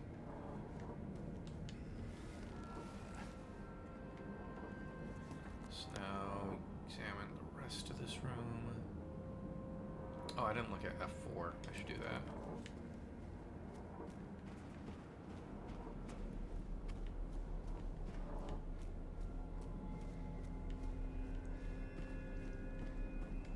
Oh, yeah. So this is a cell that was lovingly recreated from the original. Woman in flight. This prisoner seemed to be an artist of sorts.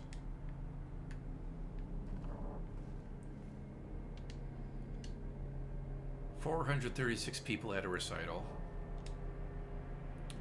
I don't know if that's a recital. I kind of feel like this might be an execution or something. I don't know. Something about the vibes. Also, I am sure if you counted all of these people, you would get 436 people. It doesn't look like it should be that many, but I imagine they were painstaking.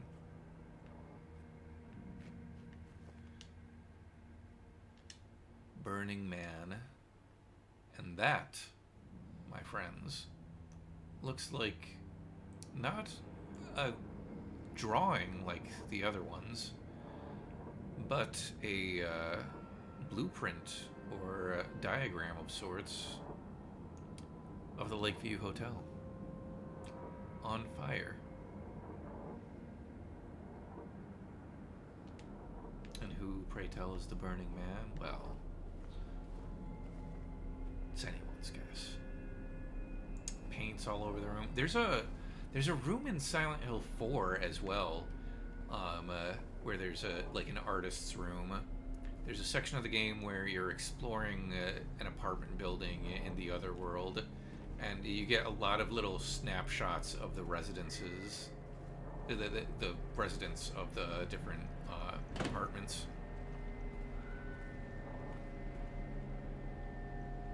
Oh, Cleo, did you spot that stuff before? Or no?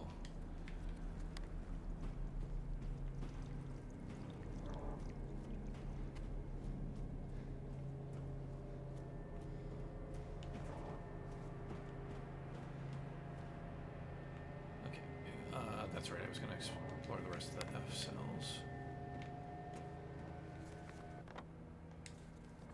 Yeah, that's good, okay. Nothing over here.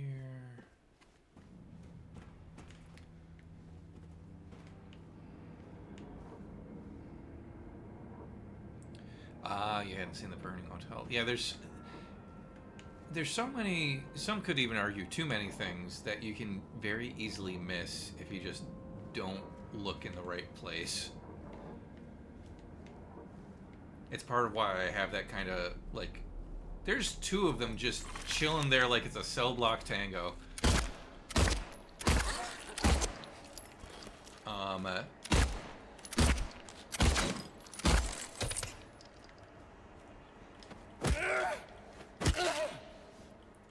What was I saying? So many things that you can miss if you don't look in the right place. Oh yeah, it's part of why I do have that kind of perimeter, or like scout the perimeter tactic when I go into areas, because I want to make sure I don't miss anything. Sometimes that's the only way to really keep track of where you're going, where you've been. But even then, it would be so easy to just turn around in that cell and not notice there was another painting on the ground. Okay. Cell block tango, they had it coming.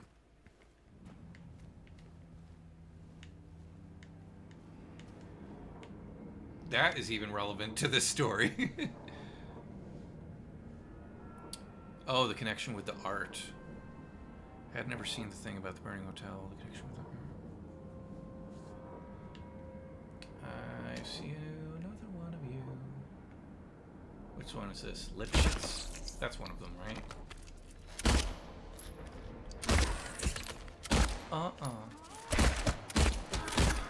How funny would it be if there were actually like 7... It's 7 in that song, right? 7 inmates.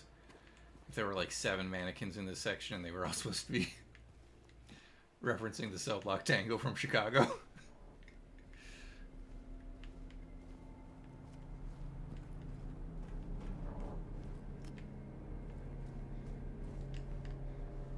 What's in here? Another door. Where does that go? Goes even deeper. Interesting.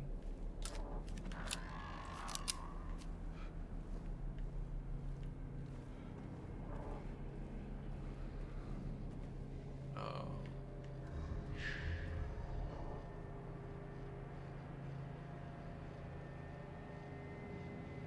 Excuse me?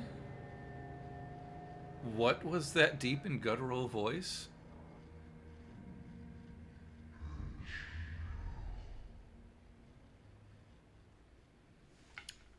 Pardon?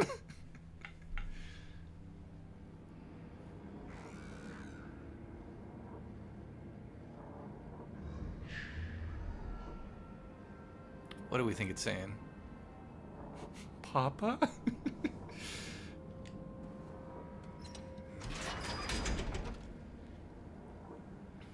In any case, I think there's a...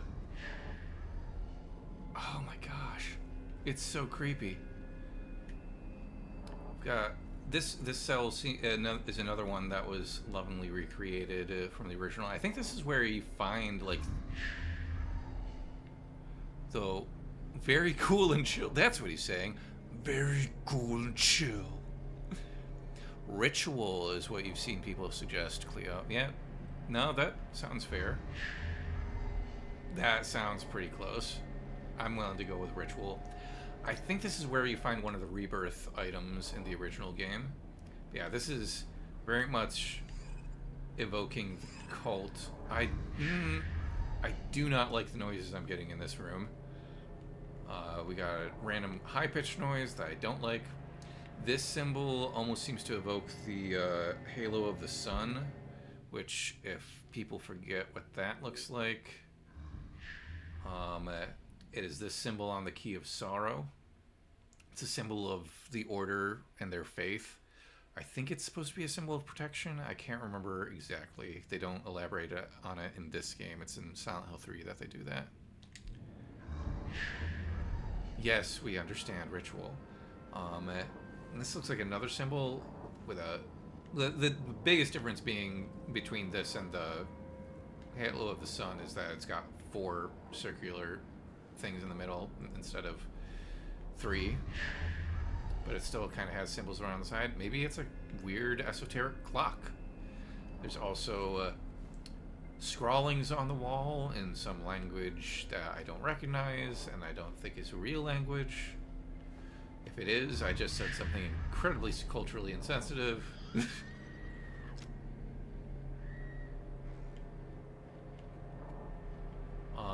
And we've got this circular symbol, which could be it's a pentagon. It could be a reference to the seal of Metatron, which has a triangle in the center, but who knows?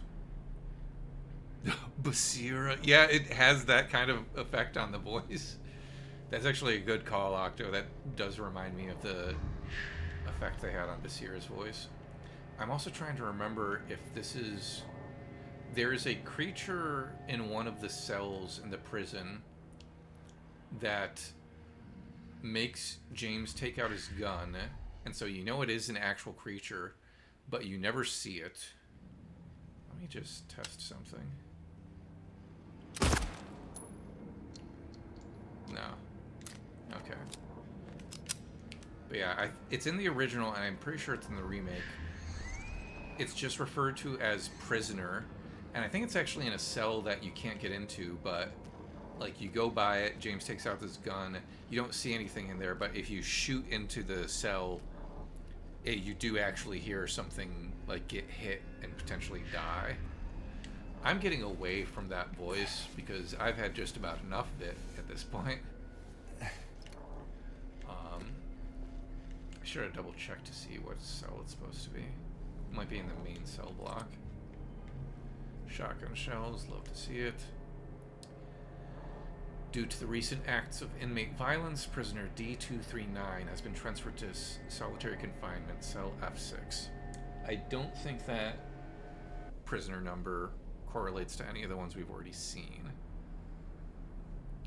Yeah, that was kind of creepy. Never heard it before in your playthroughs. Yeah, that is the only place you will hear that voice, Octo. That cell, I think, is supposed to just be very evocative of the cult. So yeah, we've got cell F6, which is where we need to acquire our last weight.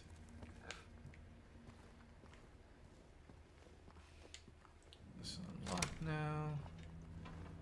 What else is in this room? Is there anything on it? No, that was just extra light. We've got another cell. Guess that's the sword that's like the one in the room with whoever's watching over it. Okay, there's some creature out there.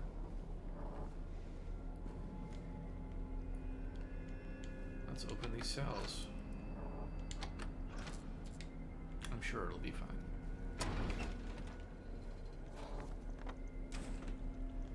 So F5 and F6 are now unlocked and open.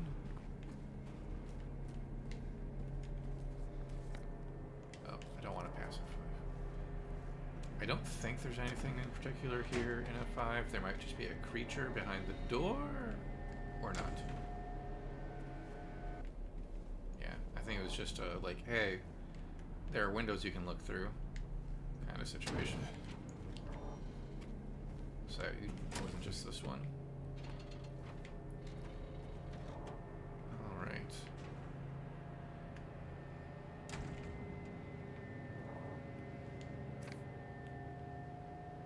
I am sorry. I am so sorry. I couldn't let them take you. And now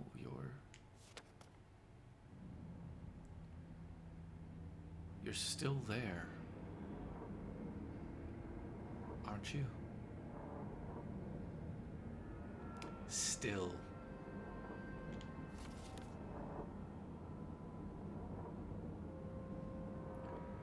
This confession seems to carry a lot of weight that resonates with James' story.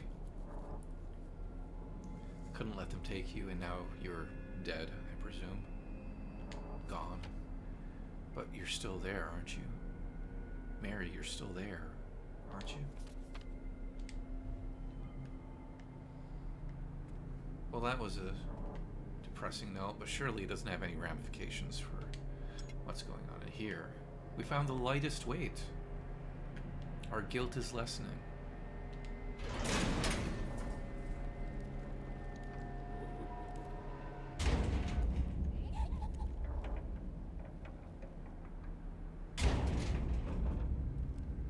Well, everyone, it seems that this is the end. I thought we had a whole bunch more game to go through, but fortunately it looks like we're about to be destroyed by some monster that is shaking the entire room. And I fucked up. What can I say? I've played this game several times, but... Hello?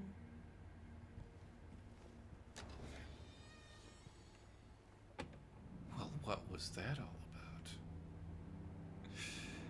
about? Cleo says, yeah, that's fine. I'll stay in here. Was this open before? Just bloodstain, not on the carpet, even though that's what my brain wanted to say. Bloodstain on the floor.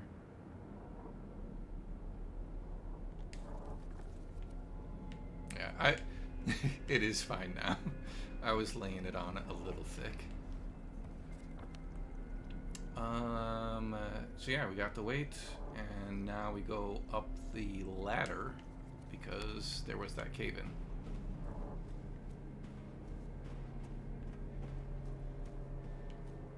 No, they removed the carpet so that they wouldn't get blood on it. Smart move. Smart move.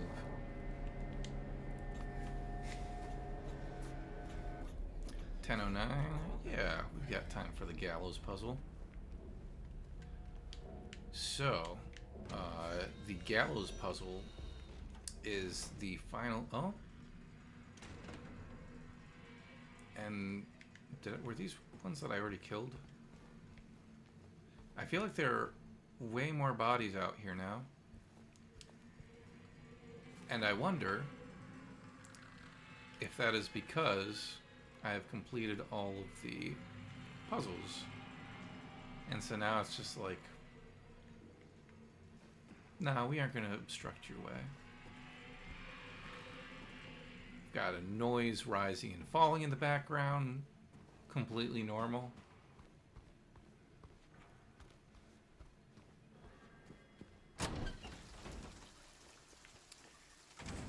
And it's raining in the yard. More rain, Cleo. More rain for us to theorize about.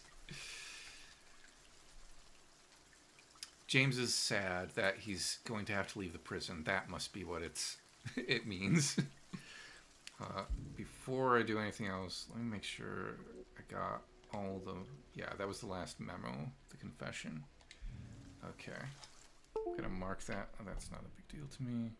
Mark that on the my sheet.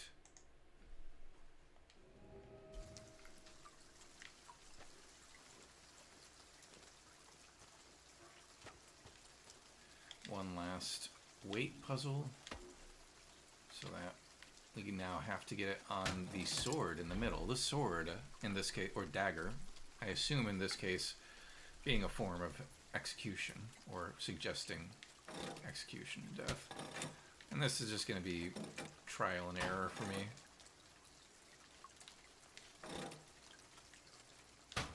No.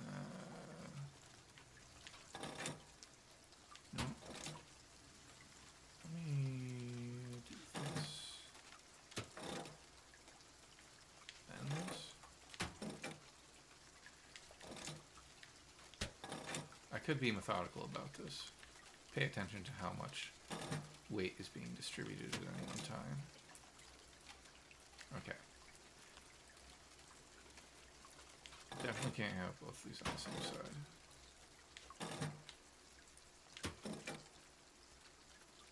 Where's the lightest weight? Ah! Damn it. There we go. And now we have an execution lever? Well. A low-res execution lever? No, I don't want to... I don't want to get on Bluebird's case for something like that. But it did look kind of low-res.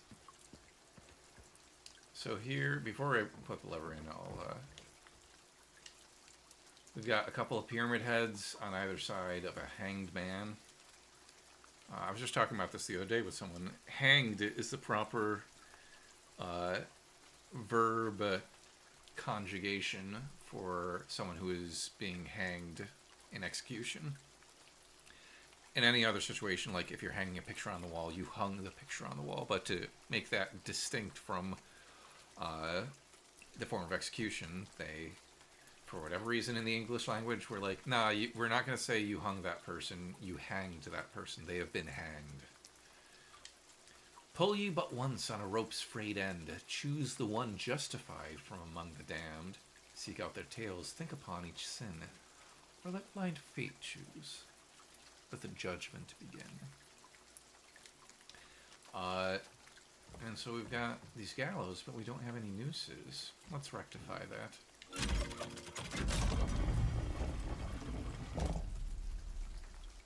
Now we have some nooses.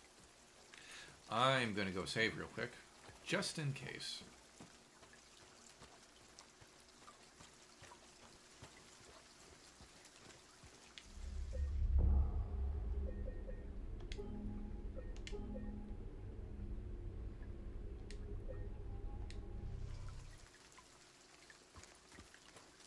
Holy crap. There it is. Okay.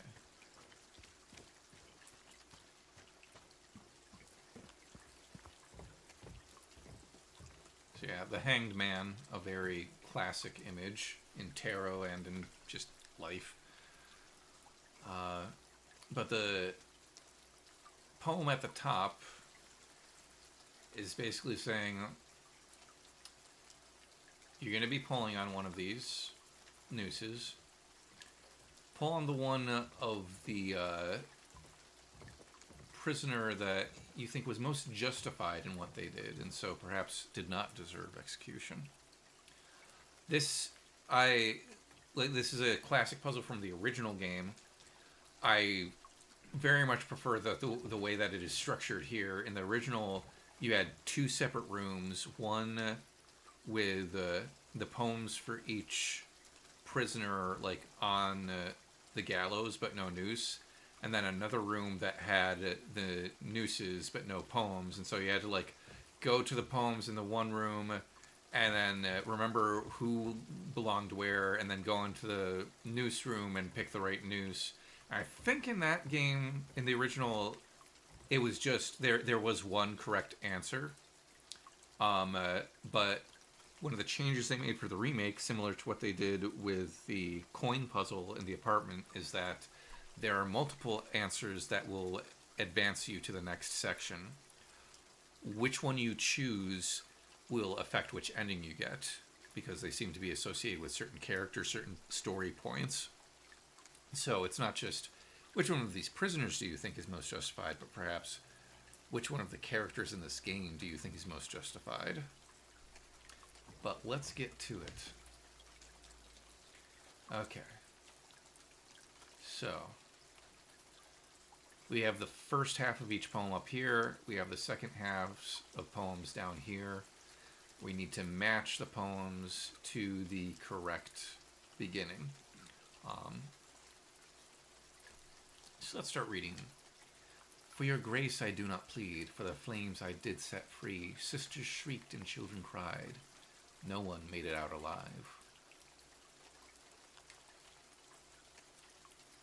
I should go in number order. I was about to be insane. The wealth of others I did take, the seventh statute I did break, and yet my deeds I don't regret. I had my reasons, that is that. I took the child, you are quite right, carried her off into the night. She did not scream, she did not bawl. I was her father, after all. Once the sun has ceased its rain, I cut through the rusty chain, pushed the door and snuck within, filled my pockets to the brim. Mommy dearest, mommy sweet, your love for me was so deep. Why, oh why, you shouted out, when my knife pierced through your heart. That one doesn't rhyme in an A-B format, but that also is a clue, perhaps, to which ending belongs with it, because maybe heart does rhyme with something in the second half of the poem. I waited long, I bid my time. I waited to commit my crime. The man appeared, he saw me not. A bloody end is what he got. Now, something that I didn't know until I looked it up, after having a conversation with Cleo in one of our email chains where we were talking about the Gallows poem, I was just like, oh yeah, I should look that up so I can try to see which ones associate. 3 of these are just random prisoners. 3 of them are meant to be associated with 3 of the characters in this game. James, Eddie, and Angela. All 3 of them have killed people. And so part of this is like, which one of them do you feel was most justified in their actions? Again, the core theme of this game, what justifies killing someone, murdering someone? Is there a valid justification? The thing I didn't know until I looked this up was that the game randomizes the second halves of the poems. Each of these first halves has 2 endings associated with it, and depending on which playthrough, like depending on how it randomizes for your playthrough, you'll get a different ending to the poem. For example, this first one, for your grace I do not plead, for the flames I did set free. Sisters shrieked and children cried, no one made it out alive. On my first playthrough, the ending of this poem was the guy saying, like, I had to do it. The sisters were abusing the children. It's sad that they got wrapped up in it, but that was a sacrifice I had to make to, like, end their suffering. There is a different ending to this poem where it's just like, yeah, I fucking killed him, and it was great. And I can't remember exactly the reason it says, but it is much more of like a, nah, I just wanted to hear him scream kind of thing. 2 very different poems, as you can tell. Now let's see what I got down here. In truth, I did not hesitate, as my blade sealed the poor man's fate. He knew the rules, they are quite clear. Go against me, your end is near. think that is going to be number 6 over here. The man appeared, he saw me not, bloody end is what he got. Yeah, I think that makes sense.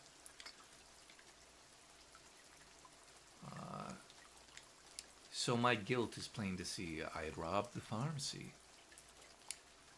Yet I did so not for gain, but so I could ease the pain. Perhaps a more sympathetic reason for committing a crime. Crime and punishment. We talked about it with Vic earlier. Yeah, Cleo was saying her answer was like, I love the flames or something. So is the pharmacy guy, I think it's this one? Yeah. Cut through the rusty chain, pushed the door and snuck within and filled my pockets to the brim.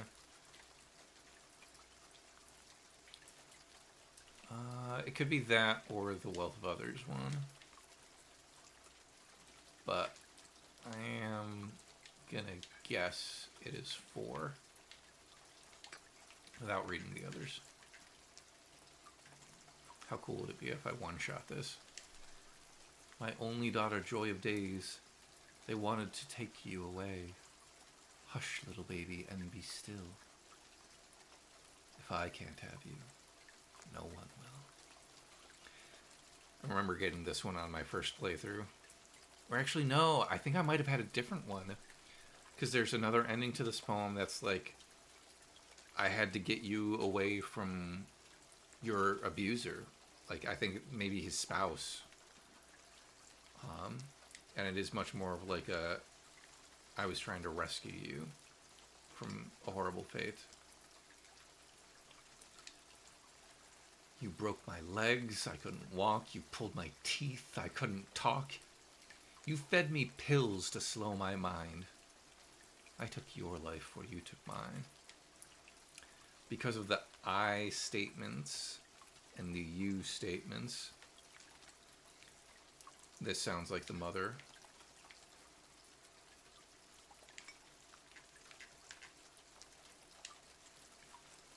What were those reasons, you might ask? The truth allow me to unmask. I see, I crave, I need, I take. 'Tis all the sense it needs to make. So that one's going to be the Wealth of Others I did take guy. Let's see what that first poem is.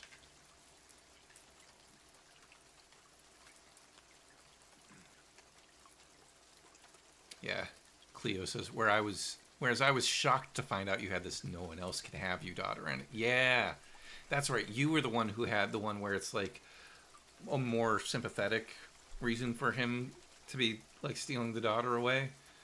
And yeah, I'm like, nah, mine was pretty dark. Since I know this goes to that, I'm going to just put it up there before reading it. Oh, and I think, yeah. For your grace I do not plead, for the flames I did set free. Sisters shrieked and children cried, not one made it out alive. I watched them burn, I heard them cry, I felt a soothing warmth inside. It felt so good, I cannot lie. And for my bliss, mark it down, they had to die. So someone who takes pleasure in other people dying, I almost want to say that's Eddie.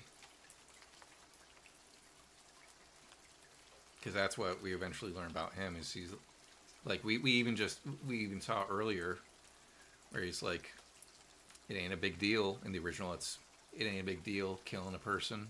Just point the gun to their head and pow. And that is Eddie's arc over the course of the game. We realize more and more, oh, Eddie has a bloodlust in him, and he enjoys killing things and people, harming people. Maybe he felt guilty when he first arrived at Silent Hill, but definitely doesn't feel it towards the end. Oh, Cleo, yeah. And it's gonna feel great. Yeah, that's... Eddie's such a fucked up character. So this is, I think, one of the, like, just everyday criminals. The wealth of others I did take, the seventh statute I did break, and yet my deeds I don't regret. I have my reasons, that is that. What were those reasons, you might ask? The truth allow me to unmask. I see, I crave, I need, I take. 'Tis all the sense it needs to make. Yeah, I'm gonna steal from people. What's the big deal? I'm just gonna do it. Why not? I see something, I want it, I'll take it. That almost makes me think of the prisoner C777, the one that was like, can I own? The warden shouldn't own. I wish that was a memo so I could reference that in what it actually said, because it was very cool. So yeah. I took the child, you are quite right. Carried her off into the night. She did not scream, she did not bawl. I was her father, after all. My only daughter, joy of days, they wanted to take you away. Hush, little baby, and be still. If I can't have you, no one will. Once the sun has ceased its rain, I cut through the rusty chain, pushed the door and snuck within, filled my pockets to the brim. So my guilt is plain to see. I had robbed the pharmacy, yet I did so not for gain, so I could ease the pain.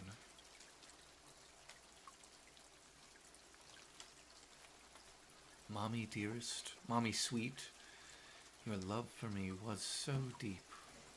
Why, oh why, you shouted out when my knife pierced through your heart. Yeah, this feels a little bit like slant rhyme in a few places. You broke my legs. I couldn't walk. You pulled my teeth. I couldn't talk. You fed me pills to slow my mind. I took your life, for you took mine. I waited long, I bid my time. I waited to commit my crime. The man appeared, he saw me not. Bloody end is what he got. In truth, I did not hesitate, as my blade sealed the poor man's fate. He knew the rules, they are quite clear. Go against me, your end is near. So yeah, that's another one that's pretty straightforward. Hey, this guy crossed me, so I killed him. What you gonna do about it? So, who is who? What do we think? So I think definitely the Wealth of Others I had to take. That one is just an average criminal. Not really much justification. Similar with the one we just read. I killed the guy because he crossed me. So I could ease the pain. It's a bit more sympathetic, but it could be, they might also be saying like, yeah, but he's a druggie.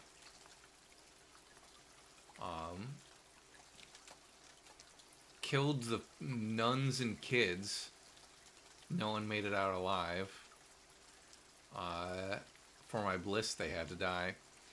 This one, when I got the other ending to it, where it's like, oh, the sisters were torturing the kids, I was like, that to me evokes the Order so much. The cult in Silent Hill.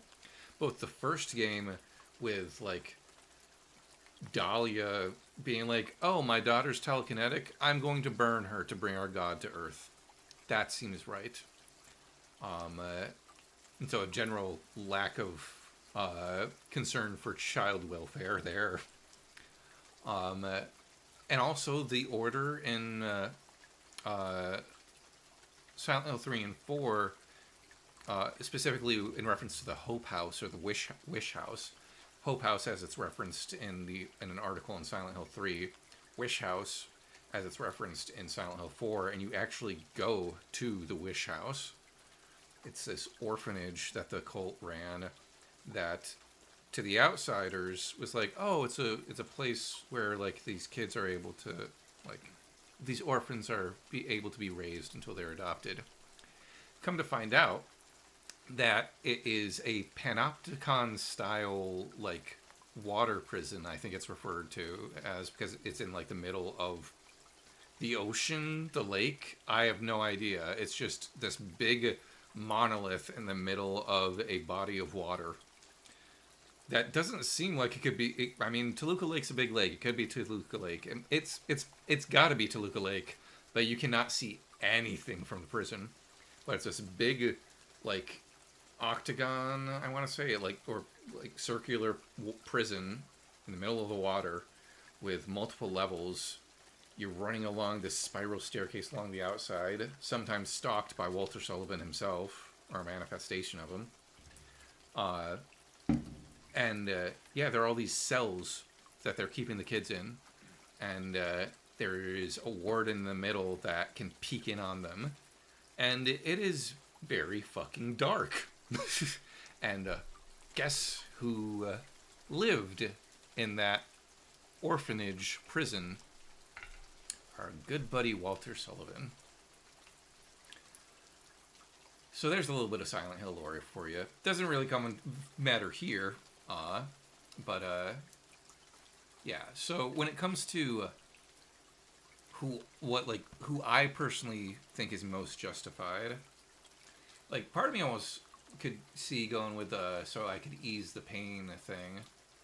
I think that's ultimately going to be one of the ones that so that there are 3 wrong answers, and if you pull one of the wrong answers, then you drop into this like little cell area and get attacked by stuff.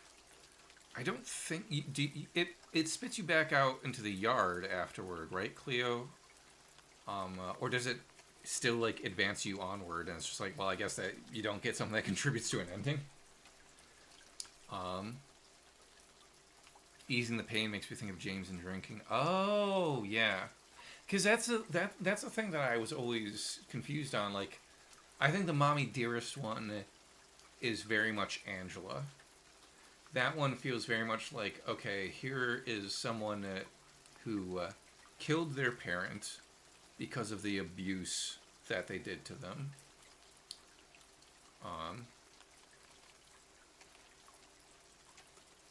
Easing the pain, ending her suffering. Yeah, I think that might be right. And yeah, then My Only Daughter, Joy of Days, they wanted to take you away. With this ending, yeah, I think it's like, no, there's no justification for that. So I think what we've got, yeah, you know what? This probably is James. I think you guys are right. Also, not just to end her suffering, Amat, but to end his own suffering. Why did he commit this crime? To ease his pain. So I think we've got Eddie over here for the "It felt so good, I cannot lie, and for my bliss they had to die." I think we've got James for the easing the pain. Oh, no, wait, yeah, the "what happens if you cross me" is probably more... Is that might be more like, okay, I can see the justification of that one. You get wronged, you do them back worse. But yeah, every time I get to this puzzle, I think I just always go with the Angela one, because at the end of the day, even outside the poems, I think Angela, again, we're not going to get into the full-on moral argument at the moment, but I do think Angela is the one most justified in what she did. She killed her father for sexually abusing her. That, like, depending on your moral views, like, James's situation is much more complicated than that, and Eddie is just straight up like a soulless killer by the end of the game. I do think in a lot of ways the 3 of them are on a spectrum, with Angela at one end and Eddie at the other end. And that's part of what makes Angela's ending even more tragic, because it's like, James says to her face, like, no, Angela, that's not right what you're saying. Like, Angela's like, I deserve this hell that I'm living in. And James is like, are you fucking kidding me? I've been trying to tell you this entire time. No, It's none of this was your fault, Angela. In terms of the endings, in order to get the leave or in water ending, you have to choose Angela or Eddie. You basically just have to not choose James. If you want to get the Maria ending, you choose James. Because the idea is like James saying, oh, no, I was justified in what I did. And if he's saying that, then he clearly is not acknowledging the guilt trip that he's been on, or he's getting over it. And it's like, nah, I suffocated my wife. That's not that was justified. I was justified in what I did. Which the game, I think, makes the argument very many times. It doesn't condemn him wholeheartedly for what he was doing, because Mary was in pain. But it also doesn't condone it. And it very much leaves it up to the player to decide, do you think James is justified in what he did? And if you choose him in this puzzle, then it's like, oh, you do think he was just straight up justified. Okay, you're getting the Maria ending, where you, as we were talking about with Vic earlier, you didn't learn a thing, and you're going to leave town with the doppelganger of your wife. And also, as you're leaving, she starts coughing, suggesting that this cycle is not going to end. Even though James does say, better do something about that cough. It's like, wow. It's like, I completely understand why Vic was saying he doesn't like the leave ending. But in comparison to the Maria ending, it's like, I mean, in the Maria ending, he said, monster. Or maybe not. Maybe there are people out there who are like, no, the Maria ending's the most hopeful ending. Those people aren't me. But yeah, when I get to this, I tend to choose the Angela one. I almost want to choose one of the wrong ones, just so that we can see where you go. I can't remember if you choose the wrong one, does it... Because I don't want to just move on to the next section without choosing, but I don't know. Cleo says, I think in mine I chose a James type answer because it was the father saving the daughter, which didn't actually imply any violence, so it seemed the most justifiable. And I got leave because it is a point system, but yeah. No, that makes sense. Yeah, like that poem with the ending that you were talking about, I think is more of like a, oh, no, that seems more justifiable. But yeah.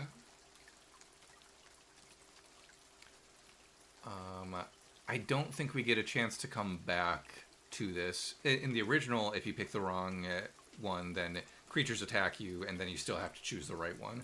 I think in this, if you pick the wrong one, you drop down, creatures attack you, and you don't get to go back and choose again. But you know what? I can always save it, just to see what happens. Yeah, Cleo says, I think leave is important because it's very informative. Well, we've talked about how leave is not as good as it looks. Yeah, we'll talk more about that when we get closer to the end. Oh, you do come back? Okay. I'll save it one more time anyway.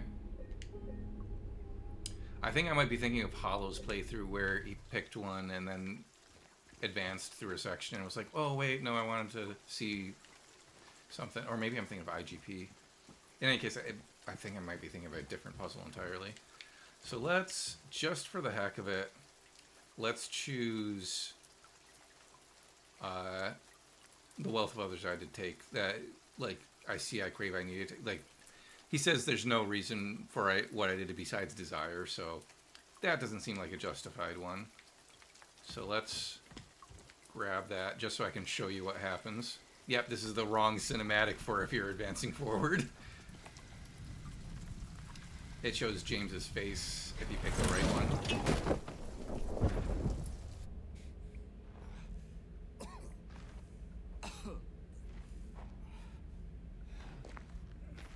This doesn't look right. Yep. Oh, creatures. Oh, fuck. Oh, look at all of them. Oh shit. I'm gonna run like a wuss. Oh, they're coming through. There aren't any items in there. No, there's...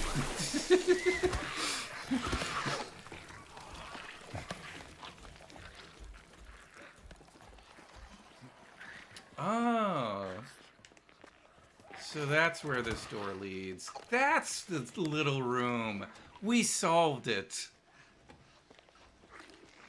Figured it out. Okay, I'm glad we did that, because now I know what that little room is for. Okay, now I'm gonna load again, just so I don't have to waste a health potion. Hold on. Load. Yes. Mistakes were made. the comedic timing of that was exactly what I wanted, where it's like, oh, I kind of want to explore that area a little bit more, but I shouldn't. Okay.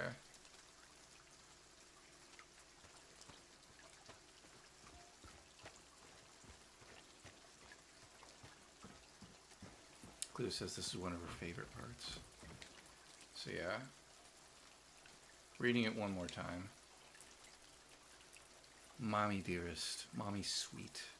Especially with like how much Angela keeps talking about her mother, and how the more you play the game, the more you're like, I don't think her mother was that great either. Mommy dearest, mommy sweet. Your love for me was so deep. What? I was just talking about fucking that line from The Big Chill. You're so deep. Why, oh why, you shouted out when my knife pierced through your heart. You broke my legs. I couldn't walk. You pulled my teeth. I couldn't talk. Have a good night, I'm on Mick.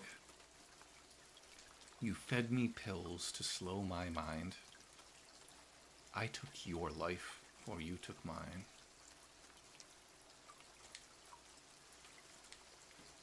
So that's number 5. And they've also made it a lot easier to tell which one you're supposed to be, like which number is which. Okay, 5. Just so I'm certain. Because like, it is one of those things where in classic adventure games, you would have been like, oh yeah, Cleo, don't get me started on Angela's mother, I'm sure. In classic adventure games, a lot of times it was like, the puzzle's kind of weird and esoteric, and a lot of people might be like, you get it wrong, just deal with it. But I think there's a difference between, oh, I chose the wrong answer because I had all the information, and I messed up, or misinterpreted, or just chose differently. And, oh, I chose the wrong answer accidentally. I didn't mean to do that. And so a change like this, where it's much clearer what is what, I think is a good change, because they don't want that to be a barrier to the storytelling. All right, let's do it.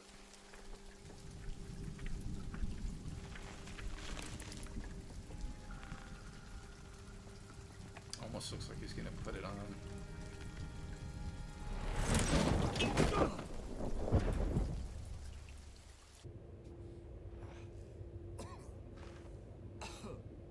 And where have we fallen?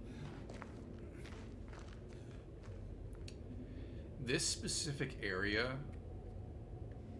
reminds me so much of, well, now, in retrospect, reminds me so much of The Oldest View. Another area that reminds me of The Oldest View by Kane Pixels.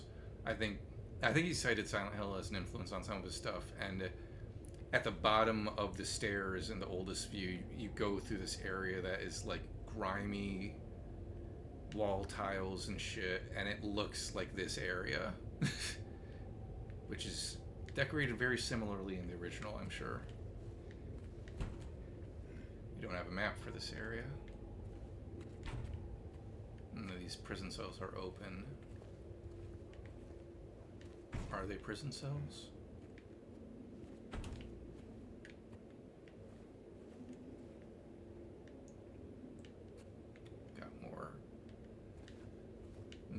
lighting.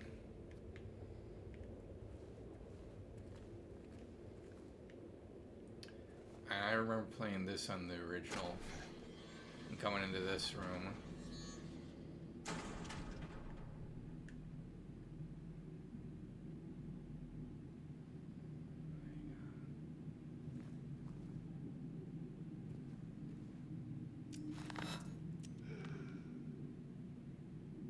Excuse me.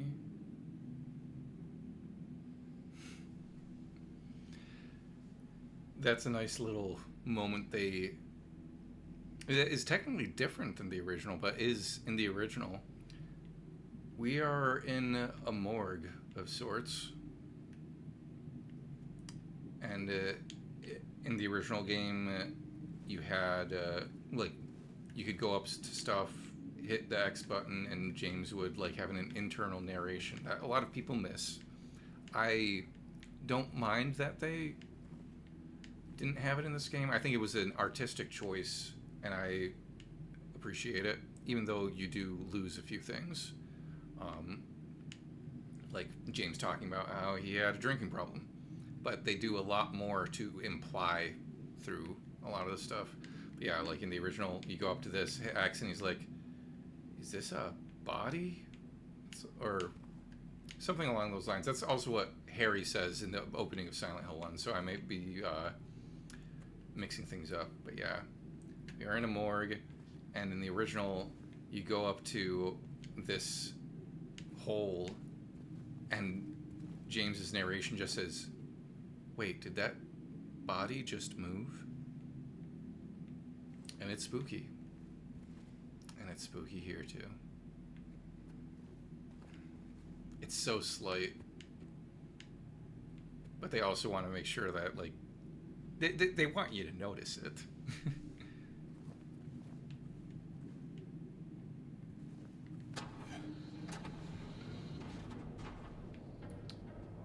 We've got another fan. Just classic Silent Hill aesthetic. We've got another hole. And a body. Looks like this is where they dump the bodies.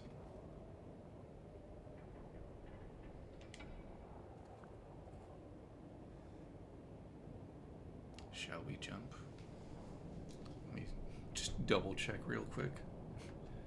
More of the check boxes. I don't think we've got anything until the Labyrinth. Yeah. Yeah, okay.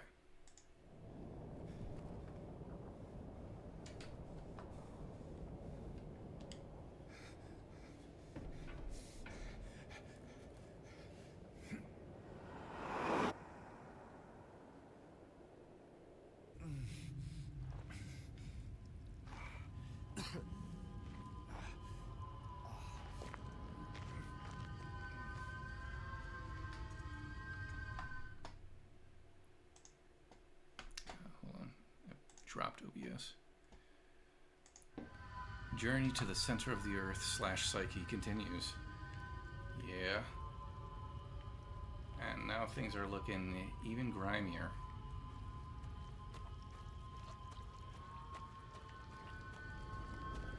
And there's another hole. Lovely.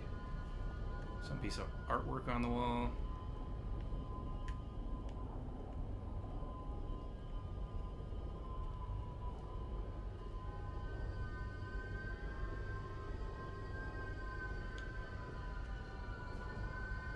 We got some noises in the background serenading us.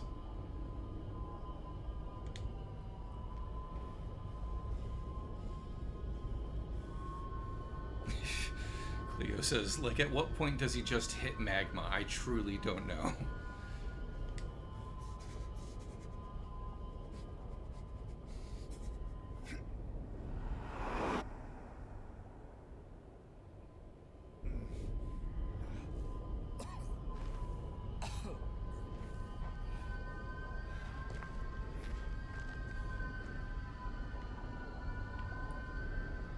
Oh, this is the moment I was thinking of where, like, IGP or Hollow is, like, Wait, I wanted to check that door, but they had already walked onto the elevator.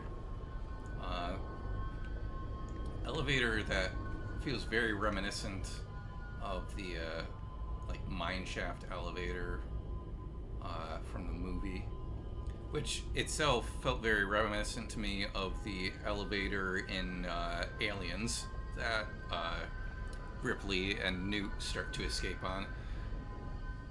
There's a lot in the Silent Hill movie that I don't know how much of it might have been intentional and how much of it wasn't, but there's a lot in the Silent Hill movie that evokes aliens to me.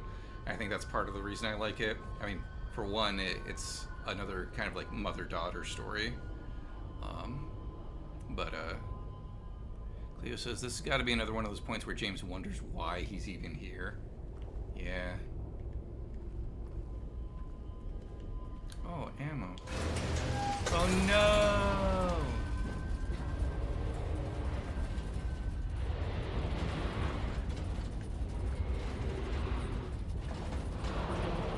A lot of iconic elevator scenes in video games.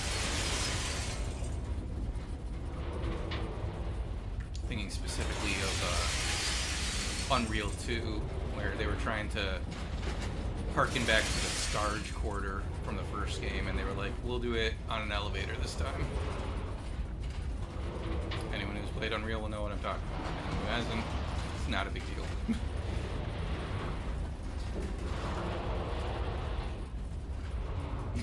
Mary, why are there elevators? So, Cleo, what were you talking about? Like, what your favorite part was? Is it just the way he stone colds the like noose or whatever, or because we're about to go? If you're talking about the Eddie stuff, that doesn't happen until after the Labyrinth. And I think this is where we're actually going to end tonight, because I believe we're about to go into the first area of the Labyrinth, which is the Angela section. And I wanted that to be its own sort of thing. That would be it. Sorry, I said two different things, and now I don't know which one you're saying that would be it about. I'll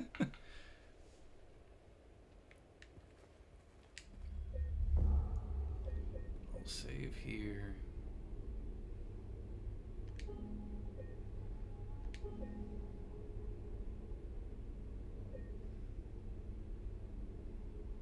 No, just like one of two badass moments he has in his life. Yeah. But yeah, I think that is where we're going to call it tonight. That was basically a 4-hour stream, and the first hour was an interview, essentially. Well, less an interview, more of a conversation. But thank you, everyone, for sticking around for it all. It's going to be my last one for a month, so I think it's okay that it went a little long. Thank you guys so much for your support up until this point. This has been a really fun thing to do for the past several months, and I am going to be getting back to it in August. But like I said before, July, I just need to focus on some more stuff in the personal life, so that hopefully when we come back in August, I will be refreshed and ready to dig into the next scene, which is honestly the most upsetting part of the game, but also has one of my favorite new musical moments in the game. So I definitely want to make sure that like I'm not just kind of phoning it in for that. Thank you, Emma. I appreciate it. Keep an eye on the Mosaic Mind Band Twitch channel. We're hoping to do more streams over there. I don't know if we're going to be able to stream during July, but we're planning on streaming. You're hearing it here first. I don't know if it's fully official yet, but I have it in my calendar, so it's basically official. Excuse me. Thursday, August 7th, Mosaic Mind, we're going to do another stream from my basement like we did a couple weeks ago. This one will be recorded because I toggled the switch now. And we are going to be raising money to help complete our album. We are so close to finishing it. But there are certain expenses that we still need to pay for, and we've only been able to get so many shows. Our Ko-fi is ko-fi.com/mosaicmindband if you want to contribute there. I think we're going to set some goals for that stream on August 7th. It'll probably be, I think it's going to be 6:30 to 8:30 so that we can do like a 2-hour stream without it going super late. I'll be posting about it on social media and stuff. If things even out before then, maybe I'll hop back into the stream, but even if they do, I think it's good to take July off, because I've been doing this consistently since the beginning of the year, and I'm really proud of that. But life demands sometimes that we step away from the things we enjoy so that we can address the important things, and also hopefully come back to the things we enjoy refreshed and feeling a bit more stable in the life areas. But yeah, definitely keep following Cleo and her stuff. She's got her YouTube channel. She's got her Tumblr. Both of those are just Cleo Linda. And then she's also got her Silent Hill 2 specific Tumblr, Beneath the Null Moon, where she's been posting some longer digressions about certain moments in the game. And like, we've been having a back and forth over email for the past year, like past half year or so. And a lot of the stuff that I've been able to talk about here have been because she's either sent me herself playing the game to help refresh things or to like get the conversation started, or just conversations we've been having back and forth over email. So Cleo, I want to thank you specifically once again for all of that. I look forward to more conversations in the future. And I'm trying to think of what else I could bring up. Oh, if you're in the central New York area, Mosaic Mind also has some in-person shows coming up. July 17th, we'll be playing another show at Al's from 10 p.m. to 1. It's a late night show, so I know that's not always feasible for people. But we will also be playing our first acoustic show Friday, July 25th at Heritage Hill North, where I've played solo before. Our two guitarists, Bob and Dan, and I are going to be playing kind of like as an acoustic trio and doing some acoustic versions of our own songs, doing some covers, and it should be a really good time. So that'll be Friday, July 25th from 6 to 9 at Heritage Hill North. And if you want to keep track of that stuff, follow Mosaic Mind Band on social media. I just made a new logo for the band and updated all our social media with that, so check that out. I'm pretty proud of it. It went through a bunch of iterations and a bunch of feedback from the band, from other artists I know, so I'm pretty happy with how that turned out.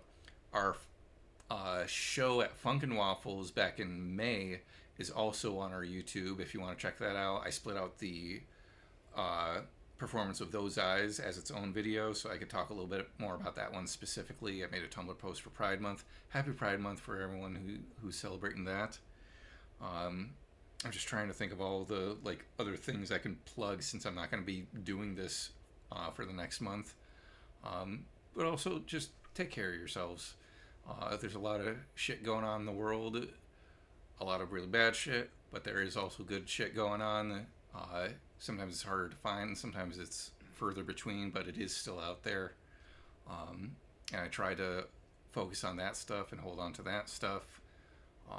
And I encourage you to do the same. And if you don't want to deal with the world stuff, you've always got stuff like video games and books and art and media to retreat into when you need to.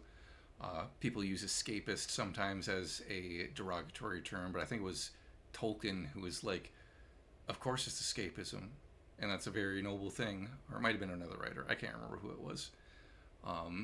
But it's important to be able to balance out those things. So I encourage you to do whatever you need to do to maintain your mental health. My brain... Sometimes I hate my brain sometimes, but like talking about that in the context of the Gallows poem, my brain was just like, maybe not some of the like rougher, more criminal stuff that they talked about in those poems, but like, like hang out with friends, play video games, go outside and take a hike. If it's not a billion fucking degrees are out like it was this week. And just, as always, just take care of yourselves. I'll see you in August. I think that next stream will be the next Silent Hill 2 stream. If today is June 25th, then the next Silent Hill 2 stream is going to be... Hold on. July 9th, July 23rd. Wednesday, July 6th, the day before the Mosaic Mind show on the Mosaic Mind Twitch channel, twitch.tv/Mosaic Mind Band. So it'll be another busy week for me, but I look forward to it. Look forward to talking to you all then, if I don't talk to you sooner, and have a good night.